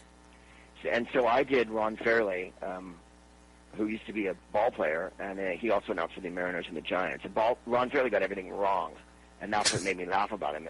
Mark Grant and Mark Davis pitched on our team, and one was left-handed, one was right-handed, and he couldn't tell them apart, which is fantastic for a baseball announcer because they're on they're throwing from the opposite side. Is there any Mark Davis is out there and scratch that, it's Mark Grant. That's how he would announce, right? And then the play would happen, and then he'd go back and announce the play because he wasn't fast enough to follow the action. So he'd be like, well, what happened just then when there was a ground ball? Like, it really, And so I thought the timbre of his voice was funny. So I did him, and then we made up a bunch of stuff in the rehearsal, which they always want us to say that we never made anything up to go toward all the lines, but we made up a few lines. And, I mean, nothing too devastating. Stuff like, I don't care where you're from. I don't care what galaxy you're from, that's gotta hurt, and all that shit. That's us. And then they ended up making Scott speak in Huttese, so he speaks in Huttese in the movie, because we went in and we dubbed it over, of course, after we shot it. When I got it, my English agent was like, I don't want you to do it. And I was like, are you kidding? And she went, I don't like the money. And I was like, this goes on top of my resume until the day I die. Yeah, exactly. Because people from Norway write me every week. I have, I'm looking, I got a baseball card of Foden Bead here. I mean, it's just something you couldn't turn down. No. So I was really glad to do it, even though Star Wars is not my main sci-fi thing. I like it because it's not something I watch over and over. And I have a polar fleece that says Episode 1, if you're a super geek. It doesn't say The Phantom Menace, in other words. The movie was not called The Phantom Menace when we shot it. It was called Episode 1. And so Scott asked for some swag from the second AD, and he came back with 2 polar fleeces. So I still have it in my closet. So there you go. Don't come and kill me for it. So those $500 or something. Those aren't readily available. Well, it's like those the T-shirts that are Revenge of the Jedi. Yeah. There was a bunch of Revenge of the Jedi stuff that got put out that not to the public, but that people had. And I have an Episode 1. So I was also in The Nightmare Before Christmas, and it was the 20th anniversary of that, like 2 years ago. 2 years ago? Yeah, last year. 20 years already? Wow. And then, Star Wars were on to... We did the DVD a few years ago. I've done a bunch of video games for them, too. George Lucas was the nicest person I've ever met on a set. I mean, he couldn't have been more low-key. He was acting like he was conducting a tea party, He was like, there you go. That was good. Do you want to try that again? And I have a giant head on, right, like an alien head. Yeah. And I go, okay, George. So that was fun. We couldn't eat or nothing because the heads were big. We were in makeup for like 4 or 5 hours, and then they're not in the movie. Like you can go online and see our heads if you're a really deep fan and you give a shit about this. You can go on, Google Foden Bead, and you'll see pictures of me and Scott in our actual prosthetic heads that they made us. I'm green and he's red. Also, I did Matt Gorley, who's on the wonderful podcast Super Ego. Matt Gorley does a show called I Was There Too, and it's from the point of view of people on the periphery of these giant things. And so he interviewed me about being in the Star Wars legacy, as you call it, because I'm not in the center of it, but I was in it. Mm-hmm. And I did meet George Lucas, and we met Ewan McGregor even, I think. He was shooting that day with Frank Oz over on another part of Leavesden. We shot at Leavesden outside of London. So that was fun. And then I'll tell you the best part of the story. I've told it on that show, but it's worth telling again on your show because it's a good story. Mike, the guy they sent to come and get me in the car, was a really handsome older fellow who looked like Charlie Watts from the Rolling Stones, right? Okay. He had silver hair and like a tweed jacket and a polo neck, right? And it was a Jaguar, a really fancy Jaguar. So they came and got me in this Jaguar, and we started chatting, of course, because it's a long ride out to Leavesden. And I says, how's it going? And he goes, one, I'm really glad I'm not on Eyes Wide Shut. They were shooting Eyes Wide Shut at the time. He goes, I have friends who've been working on that picture for 2 fucking years, right? Kubrick just never stopped shooting it, right? Right. And then he goes, I drove Harrison Ford on Raiders of the Lost Ark 3. And I said, what was that like? And he said, Harrison smoked a joint on the way to the set every day. First call, you guys, first call. We're talking 6 in the morning, right? So he would fetch Harrison from the Savoy Hotel on the Strand in London and drive him out to the set. And he said one day Harrison Ford gets in the car with a saucepan. And he goes, Harrison, what are you doing? And he says, I ran out of rolling papers. And my room has a kitchenette, so I've heated up the dope in the saucepan, you see. And he opens up the saucepan lid, and dope smoke fills up the Jaguar. And he said he pulled up and he had to roll all the windows down, and that Harrison Ford was sticking his head in the saucepan, snorting weed on the way to the set of Raiders of the Lost Ark. Oh, that is awesome. Yeah, so that one I thought was a pretty greedy story to hear. And then we shot it. We got the polar fleeces. We came back to. I was living in Hampstead at the time in London, and my wife, and we ordered Chinese food. And we drank a bottle of wine, and we high-fived because we were in Star Wars, which we were calling Star Wars at the time. That's cool, though. That's I mean, that's just to be a part of that. That's pretty cool. Oh my God, you're kidding! I mean, like, it's amazing. I mean, people, some of the people who like it are not people I would touch on a general basis, but they're often sticky. But it is an amazing thing to be a part of, and Nightmare too, because Nightmare was such a coincidence, and I really didn't think that anyone would give a shit. You know what I mean? Yeah. I thought it was just another. I mean, I thought it was cool. Don't get me wrong. I thought it looked cool and everything, but I didn't think at the time that it would be part of if you go to Disneyland, the Haunted Mansion is basically like the Nightmare. You know what I mean? Yeah. They really turned it into this giant thing, and so I'm very, very happy that I was in that. Yeah, that's pretty great. I mean, and that's become almost like a classic as well now too. Well, it was fucking a yearly, one of those annual Christmas things, and who would have fucking thunk it, Yeah. I mean, you go to an audition, you just try to do something, and that one was fun though because they gave us the opening song, the This Is Halloween song that Danny Elfman wrote, and they gave us this is how long ago it was, you guys. You guys are gonna think I'm 100.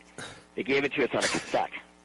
Well. And I went home and I learned it on my cassette recorder, and then I came back, and I was first because I had to go to L.A. for something, and they had the audition in San Francisco for no reason. And I said, can I go first because I got to get a plane. So they put me up at 10 in the morning. But I'd memorized the fucking song, and I sang it as a bunch of different monsters, and I got it. So Nice. Yeah. And I was Bob the Builder, too. But you have a 2-year-old, is it? I don't have any kids. He's 2 months old. 2 months. Oh, well, they're not old enough for Bob the Builder. But in 2 years' time, they will be. So. Well, I know we don't want to keep you that much longer because I know you've already given us plenty of time, to talk to you tonight. I'm enjoying myself. You guys are nice. Thank you. Are you stand-up comics? We're not stand-up comics. I've attempted it. I have a friend who does stand-up on a regular basis. He's been doing it. I've been following him, and I've known him probably since I was a freshman in college in '98, so probably going on 17 years now. And I've actually opened for him twice. Because there was a point in time when I did want to give it a shot, and he gave me an opportunity, and I didn't bomb, but I really only did maybe 4 or 5 minutes, which to me felt like an eternity, having never done it before. Right. But I'm just a huge stand-up fan. I love that's nice. Stand-up comedy. I love reading. I can't wait to read your book when it comes out in May. You'll see me in line at your book signing, whether it's in Collegeville or you get one in Philly, I'll be there because, well, thank you. I love reading it. I'm really hoping to go to both your podcast taping this weekend at Helium and one of your shows. So they will be different. I won't do the same material. So for the people, when does this show drop, fellas? This will actually be up. Tomorrow. Yeah, this will be up by tomorrow great. morning. Yeah. So well, if you put me in a tweet and I'll retweet it. Awesome. Yeah. And like that, and then because your casual comedy fan doesn't necessarily know what the difference between a podcast and a stand-up show. Mm-hmm. I say your casual comedy fan. Obviously your experienced comedy fan does. But some people come to a show and they're like, you see notes on the internet. I don't know why he sat down the whole time at the table. in front of a microphone. I don't know. They didn't get it at all, or well, he just talked about politics and shit. I thought it was going to be, and you think, okay, fuck you, don't even come. Yeah. But most people that come are really, really, really involved in it, and it's a real exchange.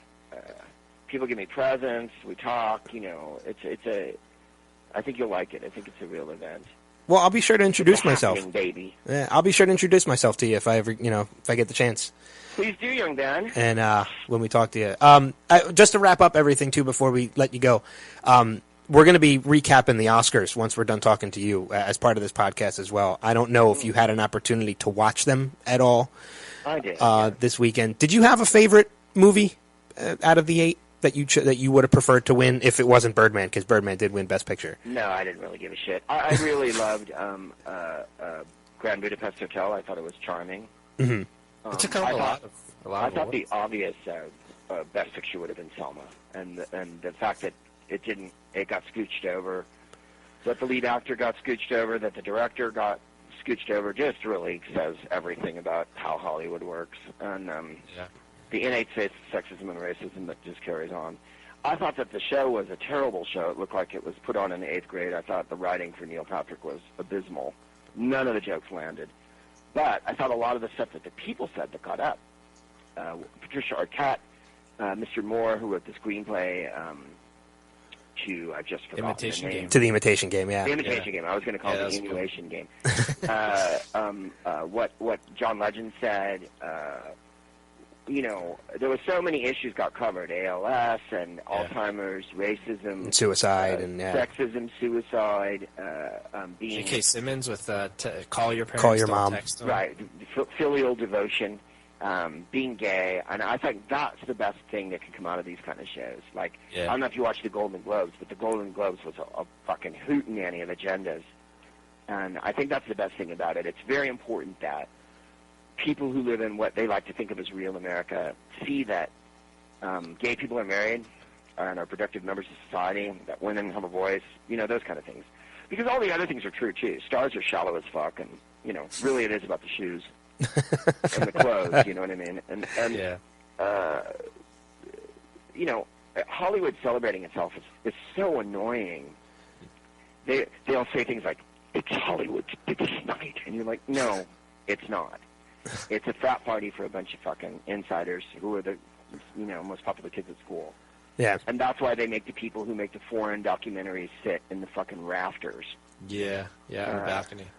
And, also, my other biggest complaint about last night, other than the jokes were terrible, was that Harry Belafonte was given the Gene Herschel Humanitarian Award, which they used to do on the air. Yeah. And I don't know why they quit doing it, but he was on a little taped crappy package.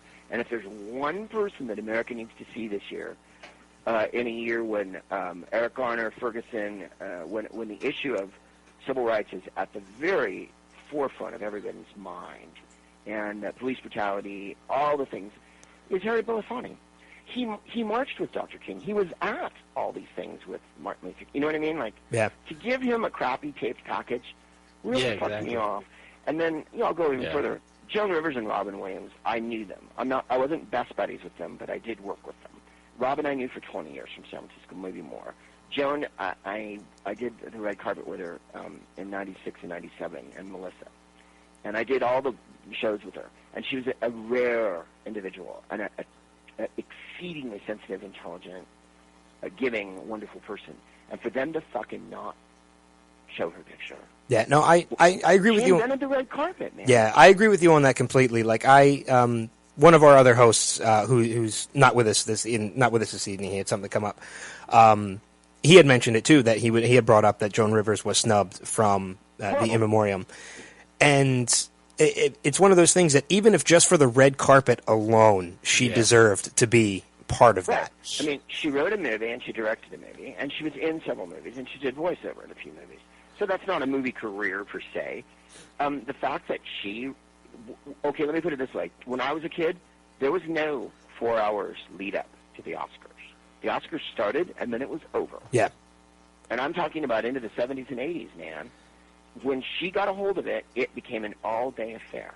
Right. And they need to get down on their fucking knees and thank her for making it that sexy and that glamorous. Yeah. Yeah, I mean, she was the red carpet for the Oscars. Oh, my God. She invented Who Are You Wearing? I mean, like, there's just no...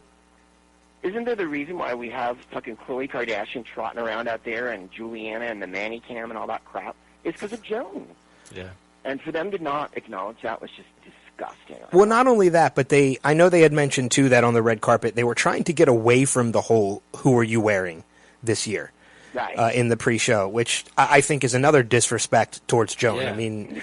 Well, I mean, the tack on it was, what was it? There's Other Things Matter and all that, and I forget who started it, Reese Witherspoon or whatever.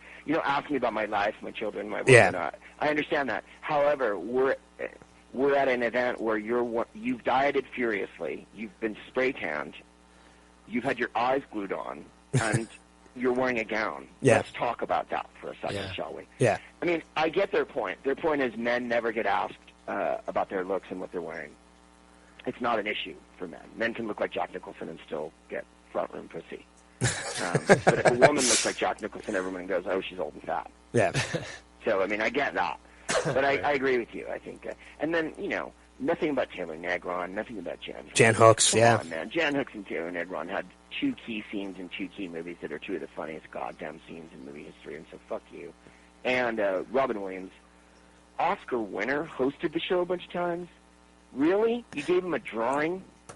Yeah, and you know what? It's I didn't mention this because we were live tweeting during the Oscars last night, and I didn't mention that either. But I know during the Emmys, right after he had passed away, you have to understand. Adam knows this, and you knowing Robin for as long as you have, Robin was my comedy idol. Like I don't have heroes. I don't look up to people. I looked up to Robin.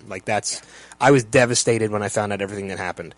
So to go through the In Memoriam last night and see that he was just a still in the middle of everything. Yeah, not even at the end or anything like that. I mean, for me, I would have given him a clip reel. Yeah. I would have let you see him in all of his nudes. Good Morning Vietnam, Good Will Hunting, Dead Poets Society. Even the one that Bobcat made with him a couple years ago where he's the best father. Oh, The World's Greatest Dad, yeah. The World's Greatest Dad. He could play serious and he could play comedy. Yeah. The thing is, he was a lovely guy. More than anything else. The amazing amount of things he did for people that we know, giving them money, giving them support. He was just he was a mensch. Yeah. He was a real mensch, and I just didn't dig it that they, like you said, you get one crappy still drawing of yourself in the middle of a montage of fucking bullshit. Yeah, and that's all you've got for Robin fucking Williams, man? Wow. This sounds so ratty that way, though. It's just a rat hole. I mean, you only get one shot to do something. As the Oscars ceremony, you only get one time that you can actually do something like that, and to fall short like that it's a shame. Well, and if you want to get even more blamey, why didn't the E! Channel run a tribute to Joan Rivers for an hour before the show, or after the show, or on the night or whatever? Just go we're going to just show an hour of her being fucking hilarious. Yeah, because I would have watched that over the red carpet stuff that was out there. Of course you would.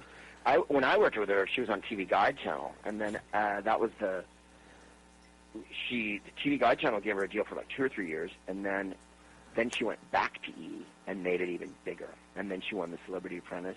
All this was in the late 70s, man. She's one of the most impressive people I've ever met in my life. Yeah. And every once in a while I'd email her and say, stop selling your crappy books or something. And she would always yell back, fuck you. So she was hilarious, She was the real. I don't think any comic that ever met her or dealt with her wouldn't tell you that she was the real deal, from Louis C.K. to Jen Kirkman to Sarah Silverman to whoever you can think of, Kathy Griffin. She was. Robin and her are irreplaceable because they're not dickwads. Yeah. Right. There's plenty of comics we can do without, and they weren't. They actually. And I'm an improviser. Robin can improvise like nobody's fucking business. Well, I mean, he did an episode of Whose Line with you guys too. He did. I wasn't on that one, sadly, but I have done improv with him, and you can't even begin to describe me. More than that, he lit up a room. Yeah, that's we had brought that up. We had actually, when we spoke to Colin last year, it was shortly after Robin had passed away, so we had brought it up to Colin. And he had mentioned the same thing. He said that he had come down. He was shooting some movie, and he came down for the photo, I think. That's right, yeah. He was shooting 1 hour photo, and he came out for the day. And when his time was over and done, and he was able to leave if he really wanted to, he didn't. He stayed. He talked to the audience. He fooled around with the audience, and he just loved being there. So I mean, I can only imagine. It's one thing that I've had an opportunity. I feel lucky that I had an opportunity to see him perform stand up twice. Mm-hmm. I wish I would have had an opportunity to meet him. Yeah. Even just to shake his hand and thank him for being, like I said, being one of my heroes. And it's just. Well, at least you got to see him do stand up because you got to see what I'm talking about. That yeah. In a bottle. Because when he played, I've asked comics all over the world who was as exciting as him on stage. And really it's Pryor, Billy Connolly, not that many, that made the audience go fucking crazy, just crazy. Right. Yeah. I know, on a side note, speaking of the comedy and everything, too, and not to go on off on another tangent, but I just had an opportunity last week or 2 weeks ago. I saw another friend of yours perform, who is another one of my comedy idols. I got to see Craig perform. He performed at the Merriam here in Philly. Fergie? Yeah. Oh, what a nice guy. And let me tell you, I was wiping tears from my eyes from laughing so hard at his show. It's just, he was hysterical. He's a great guy and a real true gentleman. No one who ever had a TV show in LA treated me with more respect than Craig Ferguson. Yeah, because you've done... That's from the heart. I mean, I probably met him in 92, 93, and he moved to LA, and then when he got the talk show, he put me on all the fucking time. I did it last year. Yeah. Yeah, I think in June, right? Yeah, I did it last year, and like, I didn't have to do stand-up anymore. He didn't make me do stand-up. I just paneled. I'm like, that was his doing. You know what I mean? Yeah, That's not the network. That's not CBS going, we love Greg Proops. That's Greg Ferguson making that happen. So, just so your listeners know, there are people out there who are beautiful. Yeah. Well, we don't want to take up any more of your time. We definitely All right, appreciate you doing this. So, just to let people know, so that they can, check you out and everything, your website is gregproops.com. That's right, and the link to the Helium site's on there. You can also go to the Helium site if you want to pick up tickets. Also on my Twitter, I ceaselessly plug myself. That's at Greg Proops. Come and see me Thursday at the podcast if you can't. Come and see me on the weekend. And if you're not an affiliate... we go outside and smoke a joint, but I don't know about that this weekend, man. It is cold out there. Yeah, and if you're not in the Philly area and you're listening to the podcast, go on Greg's website and just find out when he's going to be coming anywhere close to you, and definitely go and check him out. So. Oh, sure. I'll be in New York subscribe to the in podcast. May, I think. Yeah, and subscribe to his podcast. Smartest man in the world. It's just me spieling. Well, sometimes... I got a chance to listen to, I think the one you did in Washington a little bit earlier today. I listened to part of it. It's actually really entertaining. You can tell it's not just like a bit like you were talking about earlier. It's just you having a good time interacting with the audience. Like it almost has, it's not improv, but it has, you can tell you do improv because you're off the cuff and you can think on your feet. Well, that's what I try to do. I try to challenge myself a little bit to do it all off the cuff, and not the trick is not repeating myself because now it's been 3 years and 200 and something shows. So I've already run out of stories, so I'm just going to tell other people's stories from now on. I'm just going to read from the Bible. Just tell that Harrison Ford story. I could hear that 1,000 times. Oh, that's a goodie. Well, I've told it on 2 shows now. I gotta save that one. There you go. Save it for a special occasion. It'd have been a better one if I'd smoked it with him, but still, it's funny. It's still, yeah. I just can't imagine Harrison Ford smoking out of a saucepan. It's just great. It's great. I love him. That's so good. Well, definitely, this is a lot of fun. Thanks for joining us tonight. All right, thanks, Ben. Thanks, Adam. So, we'll see you on the weekend, gents. And you tweet me. Oh, definitely will. Okay. All right.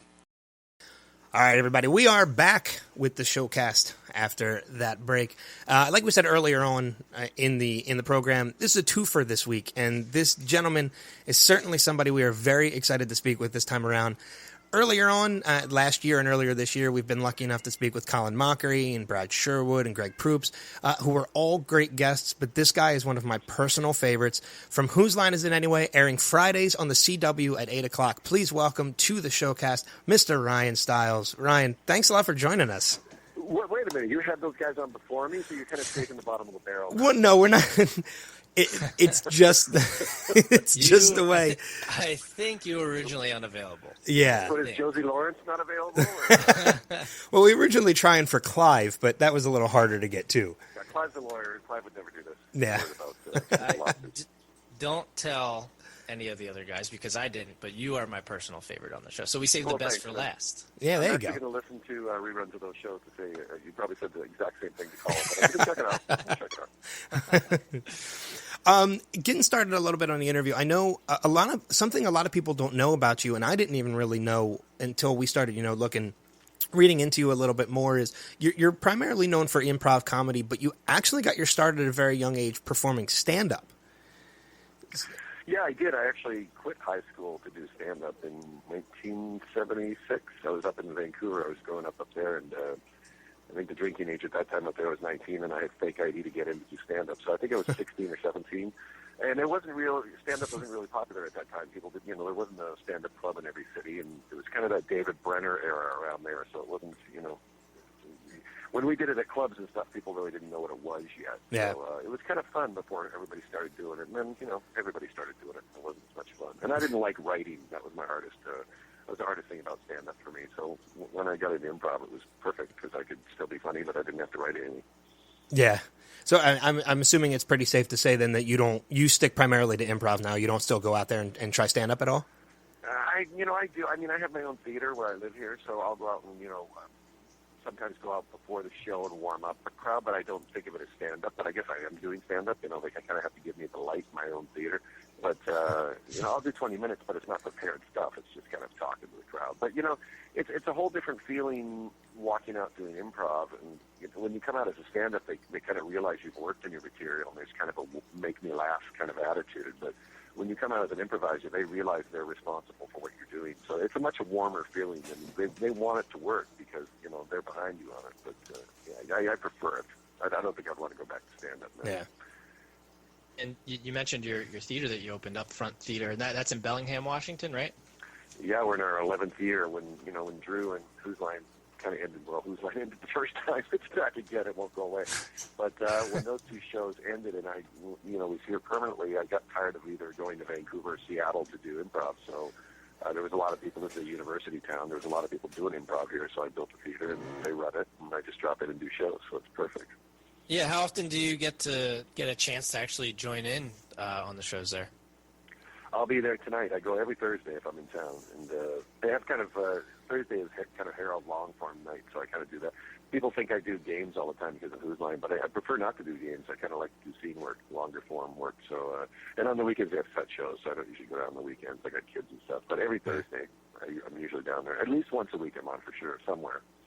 And is it all mostly improv, or do you guys have some stand-up people there as well? And I think like two Thursdays at the 10 o'clock show a month they have stand-up. So we do it like twice a month. But it's not known as a stand-up club. It's more of an improv sketch kind of place. So that's cool. Has anybody that started there maybe and kind of grown on and gone on to do like bigger theaters and things of that nature?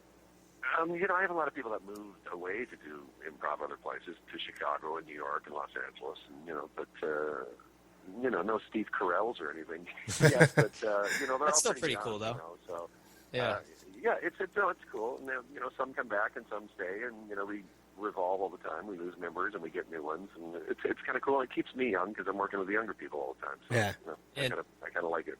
And they all grew up watching Whose Line, so. I was going to say, Drew came up for a show before, hasn't he? Drew's been up, Colin's been up. They've all been up. All the guys have been up. Greg cool. Proops has done his podcast for my theater, I think, 2 or 3 times. So, they've all done it at one point or another. Okay. And you mentioned that, that people expect you to play games and stuff like that and because of Whose Line. And I want to switch to that just for a minute because obviously it's what you're known for. So you can't really avoid it as much as we'd like to talk to you about, stuff that people don't talk to you about. But I'm curious. Over the years, you've done over 200 episodes of Whose Line. You did the iteration. You started with Clive, went through Drew. Now you're with Aisha on the current iteration. You've done a ton of different games throughout all that time, and I think you've made no bones about it. At least from what I've seen, definitely through the Drew years, that one of your least favorite games is the Hoedown. Well, you know what? I think my least favorite games are the ones that we do all the time until we give it a break, I mean, we don't do it as much in the new version. We'll do it like once every 6 shows or something, so that's great. But anything we do a lot, I just kind of get tired of, And plus, I'm usually last in Hoedown. Yeah. So the first thing that I think of, I just throw away because I know Colin's going to be doing it before me. And it's just after a while, it just gets to, I actually prefer games that aren't like that. I prefer games that are kind of more scenic, where we're playing a scene rather than props or something like that. But it changes all the time. If I do a game a lot, I get really bored of it. If we leave it for a while, we come back to it, then it's kind of exciting to get. But I don't, Hoedown for years, we did every show. Yeah. After a while, it's like, give me a break, please. I mean, for a while, it seemed like that's how you guys would end the show. Yeah. For a while. It's not necessarily how we end the show while we're taping it, because we usually get 2 or 3 shows out of every taping, so while we're taping, it might be in the middle of the show. But yeah, he usually ended the show with it for sure. But back, especially in the old days in the English version. But yeah, we got a lot of new games now, so it's kind of nice that we've kind of switched it up a bit. Because you do get bored doing the same stuff all the time. Yeah. And also, you're going to get same suggestion. Eventually, you're going to have to change. If you get plumber, you're going to have to find 9 different ways to do plumber because you can't do the same stuff all the time. It seems like we don't want to do that. Yeah. It seems like you guys do helping hands a lot on the new, at least this season. Do you get tired of that at all, having Colin shove various things into your mouth? It's kind of a little different because I'm usually doing it with someone different. We usually have a guest star doing it. With the guest, so the situation that I'm doing it is different. So I'm usually playing off them, so I'm not thinking about it just being hands, Colin's hands to me, which people forget sometimes that he's making me, lick his fingers. And, it's really, it just occurred to me last year after doing the show for, 15, 16 years or whatever, that maybe he should, during the commercial break, maybe take a shot of Purell or something. I've never thought about it before. I never did in all those years. He's just shoving his fingers in my mouth, and he's not the cleanest of guys, Colin. He's Scottish. Are there? Have you ever choked on anything that he shot? Because it's a miracle that you haven't, at least on camera, that I've seen. Yeah, no, I've almost tapped a few times on stuff I just don't like. And I think he shoved the entire. I hate brie for one thing. He shoved an entire wedge of brie down my throat. And those little onions, those cocktail onions. Yeah. Yeah. He dumped a bowl of that juice down my throat one time. I almost got it. Yeah, I almost cacked on that one. But anything he'll make a burrito and put all these ingredients in it, and then he'll just squeeze it into a ball so the sour cream's just oozing out of it, and then he'll make me take a bite of it. That kind of stuff. If I start to think about it, it starts to make me cack. But if it was real life and it wasn't a TV show, I'd throw up. Yeah. But the fact that it's a TV show and the adrenaline's going, it's kind of different. Yeah, it seems like with a game like that, it would almost be dangerous to tell Colin what you like and what you don't, because it would seem like he would make a focus of the things that you don't. Oh, he's just going to brutalize me any way he possibly can. So, yeah. But you got to remember, my hands are behind my back, so they're really close to his nuts. So he takes it really carefully, Out of all the games that you play, are there any that you find that kind of come easier than other ones, that once you can just walk into, or you hear that they're going to play it and okay, I got this down, this is going to be easy? I used to like, and people don't think of me as a singer, but I do like the musical numbers. We used to have a thing called Bartender that I really liked. Yeah. We had to sing through, and even the 3-person, when we sing one word at a time or whatever, I like that kind of stuff. It's just different, and I like to sing because people don't expect me to do that, so that's always fun. But I kind of dread games again that we play a lot, like First Date or games like that. It's like, oh man, how many ways can I do this? Or Newscast or whatever. It's like, oh God, please don't make me do this. So we're always excited to get new stuff, new games. Even if they don't work, at least we're trying new stuff. Yeah. Because for us, it's not like a TV show. It's not like doing 2.5 Men or Drew Carey where we do a scene and then we do it 3 or 4 times again. From an audience standpoint, we never reshoot anything. So we'll do 20 or 30 games a night. So it's like a show for them. It's like a stage show, Yeah. If it works, and when we were selling the show, when I was selling it with Drew here, when it came to America, they said, what if something doesn't work? And I said, we need stuff that doesn't work, because if everything works, nobody's going to believe it's improvised. So, right. It's really kind of a no-lose kind of situation, Yeah, and I've seen, I know it's floating around YouTube, and I have it on my computer as well. I've seen it's probably like a good 45-minute long outtake reel, and it shows a lot of that. It shows a lot of the games that don't work, because somebody screwed up or somebody couldn't think of something off the top of your head. Or in your case in particular, it seems like you swear more than anybody else. Greg probably swears more than anybody else, but I usually get caught at it more than anybody else. Because I make the least amount of mistakes.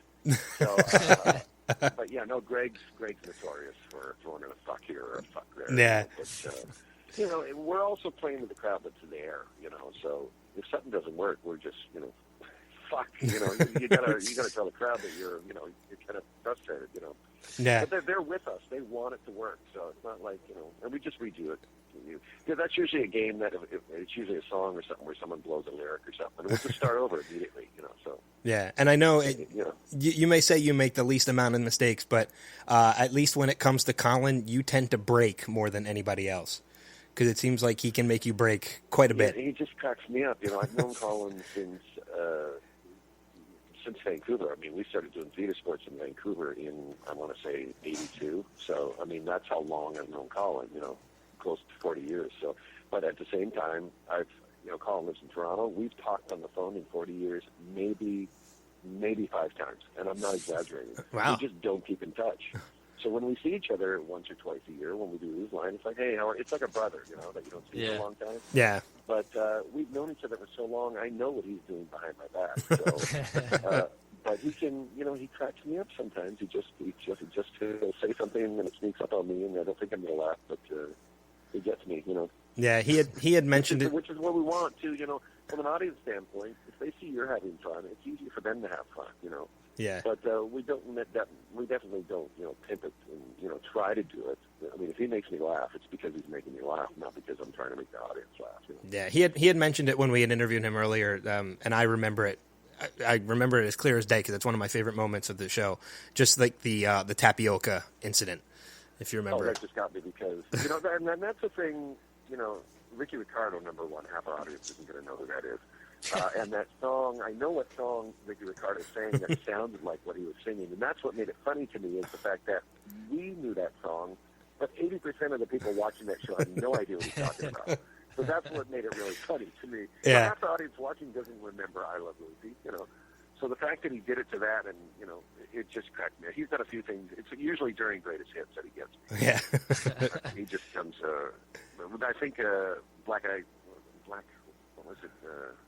He got me for some other singing group too. He got me one time and I couldn't stop laughing. And when I start laughing, I can't stop laughing. Yeah. I don't laugh very hard like that, but I'm very, very often like that. But when he gets me, he gets me. Yeah. I know another one you see a lot of people break with is the questions game. Does that game ever get competitive to see how long you can stay up there asking questions? I know you and Colin are pretty good going back and forth with it. At least, does anybody really get into it? Well, no, you can't. I mean, you can't be competitive in improv. You just can't do it. It's not like that's another thing about stand-up. I mean, stand-ups are incredibly competitive with each other. They want to be better than the one that's on before them or after. But I mean, that just doesn't work in improv. I mean, if someone wants to be the star of the show, then everybody else will just shut them down because if he doesn't get offers, you can't do anything funny. So. Right. If someone's trying to be a hot dog, it's just you're not going to do it because I'm not going to offer you anything. I'm not going to make you funny. So, yeah. If I walk across as a waiter in a scene and never say a word, I'm just as responsible for the laughs in that scene as everybody else. But what we do sometimes in questions only is if you're on a roll and it looks like you're just not going to be buzzed out, you'll purposely say something that's not a question because you want the other guy to get in. Yeah. So that's more the case than not being able to think of something or getting competitive. It's usually dying on purpose, The art is not to die on purpose to make it look like you're dying so the other guy can get in. Yeah. You know what I mean? It's to make it look like you really did die, Questions, that's a pretty easy game just to ask questions all the time.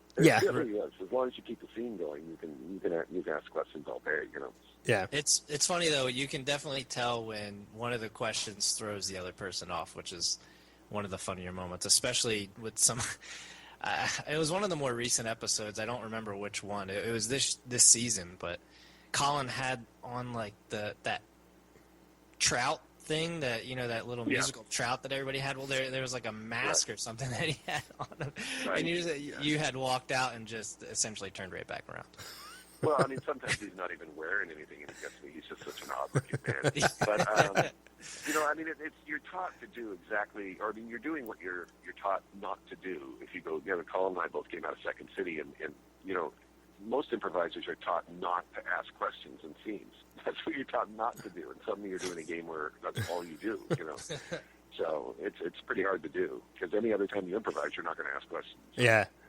Yeah. I know another thing you're pretty known for and you're good at, and you'll have to forgive me because I'm gonna geek out because a couple of my favorite scenes are part of this. But you're good at doing a lot of impressions, throughout it. Yeah, I'm not really. And, every interview I do, people will say, you're known for doing Carol Channing and John Wayne. Well, I'm not really. I mean, I've done them on a few shows, and they make me do it on a few shows. But I only do impressions that everybody in the world can do. Everybody can do John Wayne, and everybody can do Carol Channing, and everybody thinks they can do Christopher Walken. Yeah. So I'm not doing like Bruce Dern or any incredibly hard people to do. but it's just it's a bad impression of a bad impression. John Wayne. Anybody can do John Wayne. I just do a bad John Wayne.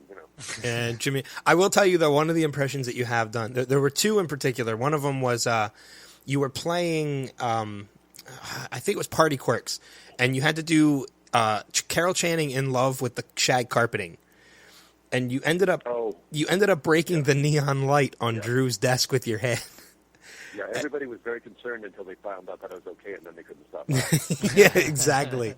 And the other time, it threw me for a complete loop because I never expected it. I don't remember what game it was, but I grew up watching one of my favorite shows, even when I was a younger kid, was Taxi. And in one game, just in the middle of it, you threw out your impression of Christopher Lloyd from Taxi. Right. And I mean, I can do a Christopher Lloyd, but the thing is, I mean, most of the time, like when we're on tour and stuff and we're doing colleges, nobody knows who the hell, Taxi. Nobody's ever watched that show. So they don't know what you're doing. They just think you're doing an odd character. Yeah. So I don't, I'll be in the middle of the scene sometime with Colin and I'll whip out like an F-Troop reference or something and he'll be like, hey, good job, F-Troop, really current, But, that's what we grew up in and it's like I Love Lucy, Yeah. People don't know those things, but we have to do that because that's what makes us laugh. So, yeah. I'm not going to do a One Direction scene. I could care less about One Direction. I'm going to do what I know. Or a Justin Bieber impression or anything like that. Well, Justin Bieber. I'm not going to do an impression of Justin Bieber. I'll just make fun of him. Yeah, that's kind of easy. Before we let you get going, I think one thing that I know I often forget about, but you were actually in both iterations of Hot Shots 1 and then Hot Shots Part 2, which is. Yeah. I think Part 2 is probably one of my favorite spoof movies of all time, and I haven't watched 1 in a while because if I'm going to watch one, I just go straight to 2. But I mean, how was it working? With like Charlie Sheen and everybody that was in those back then, and you were even two separate characters in each of them. Well, what the odd thing is that I end up doing 2.5 Men for I ended up doing it for 10 years off and on. But the fact that both Charlie and John were both in the first Hot Shots. So that's right. I forgot John Cryer was in the first one. John was in it too. So by the time I'd done that show, when I started doing 2.5, I already knew these guys. Yeah. And I already knew Charlie because we shot all my stuff up in Sacramento and around there, like in those rice fields where the boat was and all this stuff. So we spent a lot of time together just doing nothing. So I already knew Charlie when I started Hot Shots, or when I started 2.5 Men, and John as well. So it was a comfortable thing to come into, but it's amazing, like, as your career goes along, you don't feel like you're getting older. You still feel like you're in your 20s, but then you look back and you go, oh, wait a minute, I did a film with this guy like 25 years ago, which Hot Shots is, I think, at least probably 25 years ago. 20, the first one was 24. Yeah, so, you look back and you don't feel like you're getting older, but you look back and it's like, wow, it was a long time ago that, I look back and I go, well, Charlie was young, and I was young too, holy smokes, But you don't think of it that way. You just think of it, all you want to do is, to me, I could care less about, award shows. And, when I was nominated for an Emmy, I never even went to the Emmys because I think it's a big fashion show anyway. So, but, and Drew didn't do that either. Drew would, he'd pull up in the limo and then he'd have the driver just keep going because he just couldn't go into the thing. But to me, it's more important than having a star or having an award or whatever, is to have the respect of your peers.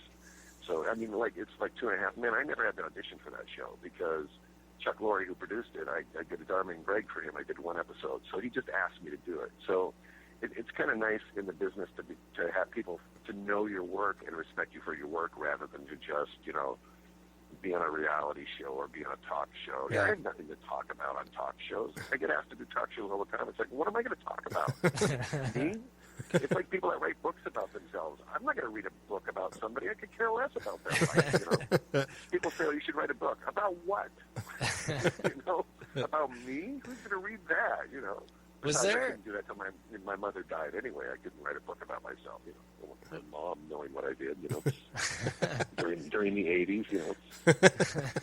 With Hollywood these days and movies and everything like that, everything's a remake or a sequel.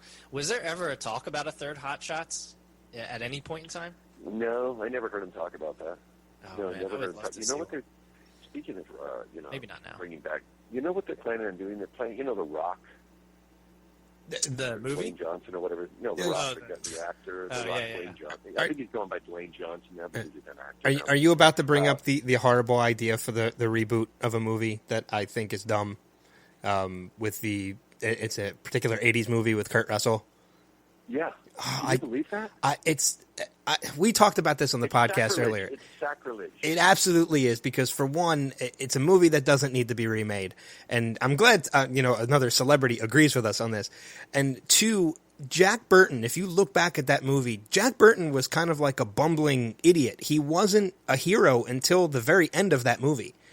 No, it's exactly right. They're just going to destroy the movie. They did the same thing to every movie I've ever loved. Like, I don't know if you guys remember a movie called The Out of Towners. It was Jack Burton. They remade that a few years ago with Steve Michael Douglas. It was like, yeah, that's right. You guys. Yeah. No, they did the In-Laws with Michael Douglas, which is another great movie with Peter Falk, and that was a great movie if you've never seen that, The In-Laws. It's super funny, and they remade that. But no, The Out of Towners was Steve Carell and Tina Fey. They remade it. It was horrible. Yeah. Those movies are gems because of who did them and the time they were made. And really, do we have that little imagination that we can't think of new movies rather than bringing these? Well, The Rock in Big Trouble in Little China. Are you kidding me? They're going to turn Jack Burton into an action star, and that's not who he was. It's like Andy Dick doing Terminator or something. Why are we bothering with this shit? Just they're still coming out with those. Although I would like to see that. That would be funny. Well, did you see the trailer for the new Point Break movie? Who's that? And they're also who's in that one though? Nobody I even know of. I don't know. Same direction though, right? I think Erickson Core. I thought it was what's Spielberg remaking that he made at one time. I can't remember what it is. But they're also doing. They're remaking Footloose. Not Footloose. No, not Footloose. The one with. The Roadhouse one. What was it called? With the guy that he died a while ago of brain cancer. Where he's a head bouncer. Roadhouse. That's actually what it's called. It is Roadhouse. Yeah. Isn't it? Is it called Roadhouse? They're remaking that. With Patrick. They're remaking. Oh, really? Oh man. See, and I think what the problem is too, and I don't think it's the fact that they're coming up. It's a lack of original ideas. I think it's the production companies and the studios are too afraid to take risks on these original ideas. They're just putting out what they know is going to make money and what people are going to go and see. Well, there's not, and you go to meetings at networks and stuff now. It's not people who have any sort of artistic talents that are all behind it all now. It's just money people. Yeah. So that's it's not anybody who you go in to talk about a comedy, doing a comedy, and these people have no sense of humor whatsoever. So it's not like you can go in and talk about something with Mel Brooks anymore. You're talking to an accountant basically trying to sell something. So it's impossible. I give up.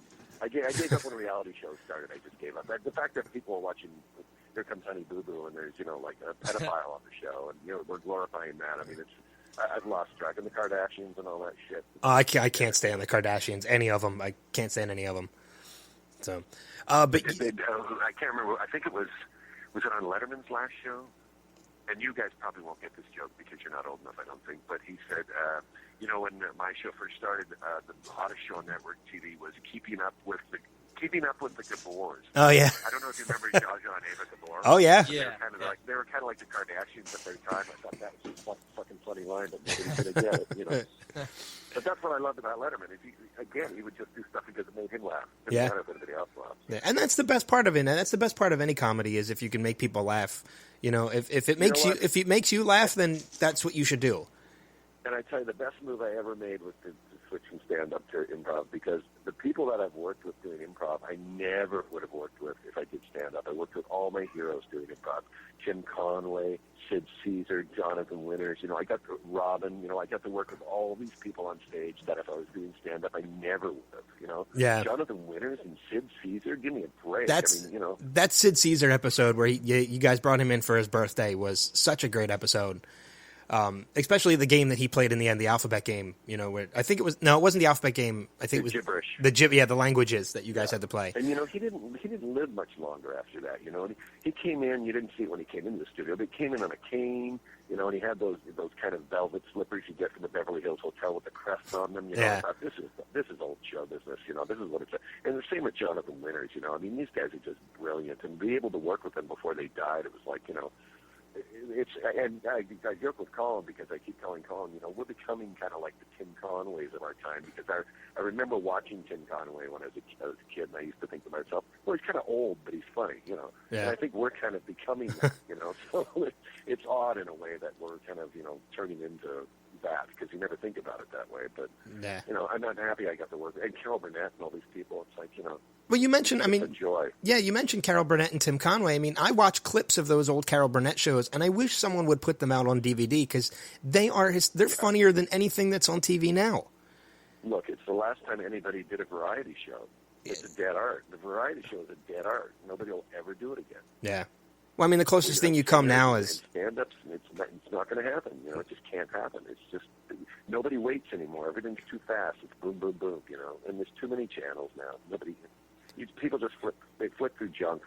Yeah. It's like I got to watch shows about crab fishermen and people who get hogs together out of the forest. Really? American hoggers? And people who drive on dangerous roads and things like that. God, Jesus, it's everything. It doesn't matter. It's like, American plumber, There was an entire show I saw a commercial for where all it is women giving birth in the woods. That was the entire show.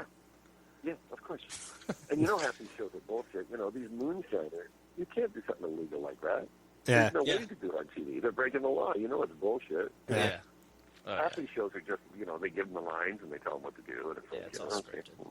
Yeah. It's all scripted. Yeah. I want to jump backwards for just a minute before we let you go. You had mentioned, working with Jonathan Winters and everything. I was a huge, huge fan, and I spoke to Colin and Greg about this too, so I'm wondering your opinion. I was a huge, huge fan of Robin. I mean, he was probably my comedy idol. I was devastated when he passed, and I know you got the chance to work with him. And I'm just wondering what your impression of him was when you actually got the chance to do that episode of Whose Line with him. Well, I'd worked with him quite a few times before that. The first time I ever worked with him, I was doing stand-up dash improv up at a place called Punchlines in Vancouver, and he was shooting Jumanji in Vancouver. I don't know. I can't even tell you what year this was. It's got to be, again, 25 years ago, 30 years ago. Mm-hmm. But he knew we did improv on Thursdays, so he would come down and do improv with us every Thursday. We were both quite young at that time, I think. And, throughout the years, he kept popping into, he'd come to do stuff on stage with us, and then the one thing I always really loved about Robin is he never had an entourage. He would always come by himself, He always had like a Starbucks coffee. Mm-hmm. He would come in the back. He would come in the back door. He didn't want to be seen by people. He didn't want to be, the life of the party when he walked in and take focus from you. He would come in, do the show, talk to you for a little while, and he'd leave. But he was never comfortable one-on-one. He would never. If you and him were in a room by yourselves, he was quiet. He wouldn't say anything, But as soon as you put like more than a couple people in a room, then he kind of came alive, But he was the nicest guy in the world. He's sweaty as hell. I know when we did Whose Line, Wardrobe had 5 shirts for him. Wow. We did one scene. Robin and I did one scene on Whose Line where we're on the ground and he rolled over me. And when he got to the other side of me, my shirt was stretched because he was that sweaty. Hairy and sweaty. Yeah. Yeah, funny as hell, man. I loved him. He was a great guy, and him and Jonathan were good friends. So it was to see them both go around the same time was like, wow. Not a lot of death in show business really affects me. Like when Joan Rippers and people die, it's like, I admired Joan Rippers, but it doesn't depress me, Yeah. But when those guys died, it was like when I heard Robin died, it was like, oh. Really? Seriously? Yeah, that's how I was too. There's not a lot of like celebrity deaths or anything that kind of affect me, but Robin pretty hit me hard because I mean, obviously he had his demons, and I think I've had my share of my own too. So I kind of related to him a little bit, and I found a lot of comfort in his comedy. So obviously when he left us, it hit me pretty hard. So I love hearing what other people's impressions of who worked with him and such. Yeah, I know Greg was supposed to have dinner with him like 2 nights after that happened. So wow. Greg and him were pretty close because they both started in San Francisco and Brooklyn and stuff there around the same time. But he was one of those guys that if you needed him for something, he was always there. If you needed him for a benefit show or something, he'd be there. Unlike Charlie. Charlie's the nicest guy in the world, but if Charlie told you right now that he would be somewhere tonight, he's probably not showing up. And it's not his fault. It's just, something happened, Yeah. You had to get money for one of his hookers or something. But he's a hell of a nice guy, Yeah, I never looked down on Charlie, even with all that other stuff that was going on. I was still a big fan of him, and you know. You know what? Here's the thing about Charlie, okay? And Drew was kind of the same way in Drew's early days when Drew used to date strippers and stuff like that. These guys never lied about anything. Yeah. They would tell you, you know, when that whole Heidi Fleiss thing happened, you know, Charlie was like, yeah, I spent like $500,000 on hookers last year. You know, he didn't bullshit and try to, you know, like these people do now, and they try to weasel their way out of stuff and because of publicity and all that. He always told the truth, you know. And you got to kind of admire people for that, you know. And then they become boring to the tabloids because they're not hiding anything, you know. Yeah. So why do anything on them, you know? So, do you still talk to Drew? You know, I know you don't. He's not hosting the show anymore. Now he's doing The Price is Right. But do you still talk to him on a regular basis? Yeah, I talk to him, you know, quite a bit. Not quite a bit. I'll talk to him on the phone maybe, you know, once every 3 months. But we'll text once in a while when I forget. You know, oh shit, I haven't texted Drew in a long time. You know, but you know, you'll text him and he'll text back, "Miss you, buddy," or something. You know, he's really a sentimental guy. You know? Yeah. And plus, you know, I live in Bellingham, Washington, and he owns part of the Seattle Sounders, the soccer team. So if there's a game, he always invites me to the game. But, you know, once in a while I get down. But, you know, it's kind of a drive. But, you know, I get down to L.A., I see him once in a while, you know. But we're still, again, he's like a brother, you know. If you don't see him for 2 years, it doesn't matter. First time you see him, it's like, oh, hey, you know what? You know, it's back to normal again, you know. Yeah. I'd love to talk to him sometime because I know he doesn't know it, but Drew and I are fraternity brothers. Oh, so, wow, really? Yeah. You probably love that. Yeah. Oddly enough, the only guy I never talked to off the Drew Carey show, I talked to Craig once in a while, I talked to Kathy a lot, but is Dietrich, who played Oswald on the show. I did every scene with him for 10 years. We were in every scene together, and I talked to him once since the show ended because I saw him on the street. Yeah, it's very odd, you know. Yeah. Very odd. So, well, I know we don't want to keep it any longer. You've given us more than enough time, so we don't want to, you know, take up any more of your time. One final question. Now I'm going to go take a shower, and go improvise. Oh, there you go. Perfect. One final question before we let you go. Oh, and over the 200 episodes, you've worked with Clive, you've worked with Drew, you've worked with Aisha. I know it's probably tough to choose. Do you have a favorite? Well, you know what? I mean, Clive was great because it was new and it was thrilling back then. We did it in England, you know. We had to fly over to England. It was brand new. It was, you know, and it was. I remember Clive because of that. Then when we brought it over here, I remember because it was Drew, and I did 2 shows with Drew, so it was good brand new. It was really close. And then with Aisha, it was odd because, you know, we'd always made fun of Drew when we did the show and stuff. So when we started the show, it was like, oh, she's a woman. We can't make fun of her. You know? And then she started hacking on us. So we realized, oh, wait a minute, we can because she's just sitting here hacking on us. You know? Fair game. So it took about a year to get comfortable with Aisha because we didn't want to, you know, again, step on toes and that kind of stuff. But she's hilarious and she's fun to work with. So they're all great in their own way, you know. Yeah.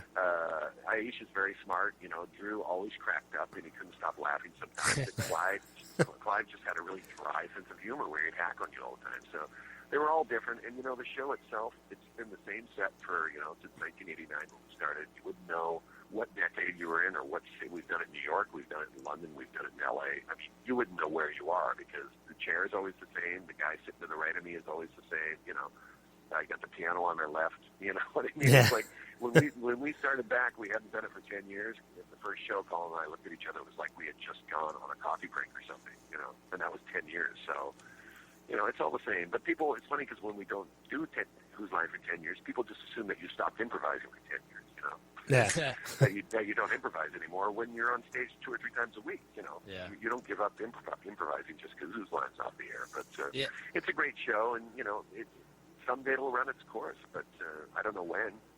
You know, but I don't care as long as we want to do it. It's fine with me. Yeah, it's like oh god, it's very. I'm just gonna say it's very timeless. Like the entire premise. I mean, you could watch an episode from any of the previous iterations, and it's still funny. You know what I mean? And you know what? It's cliche, and I hate to say it this way, but it really is a show you can watch. And I shouldn't say that because I used to watch when my kids were little. I used to watch America's Funniest Videos with them because it was a show that the family could watch. And Whose Line's kind of like that. I mean, the worst thing you're going to see is 2 grown men kissing each other, you know, which little kids think is odd anyway, you know. But you know, it really is because we keep it clean. You know, it's a bit risque once in a while, but you know, I've got so many girls that'll come up that are, you know, 25, 26 years old, tell me, oh, I used to watch you when I was like 6, 7 years old, which could not make you feel older. You know? But you know, people grew up with us, which is kind of odd, I think. Yeah, I still watch them. I have every episode of the 10-year run when you guys first brought it to America. I have every episode on my computer. There are times I'll let them run all weekend just playing on a shuffle. And oh no, man, you got to get out. You got to do something. Are you under house arrest? No.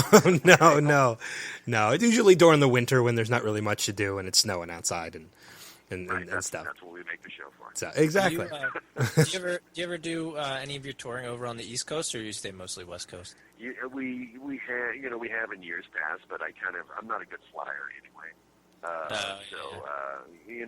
I'm kind of a West Coast guy. I like my drive-through coffee places. I like my Pacific Ocean breeze rolling in. I live on the ocean. I live on a lake. And my dad was a fisherman. I don't feel comfortable really unless I'm on the West Coast. But we're back in Toronto and around Ontario, I think, in a few months. So we do get back once in a while, but not as much as we used to.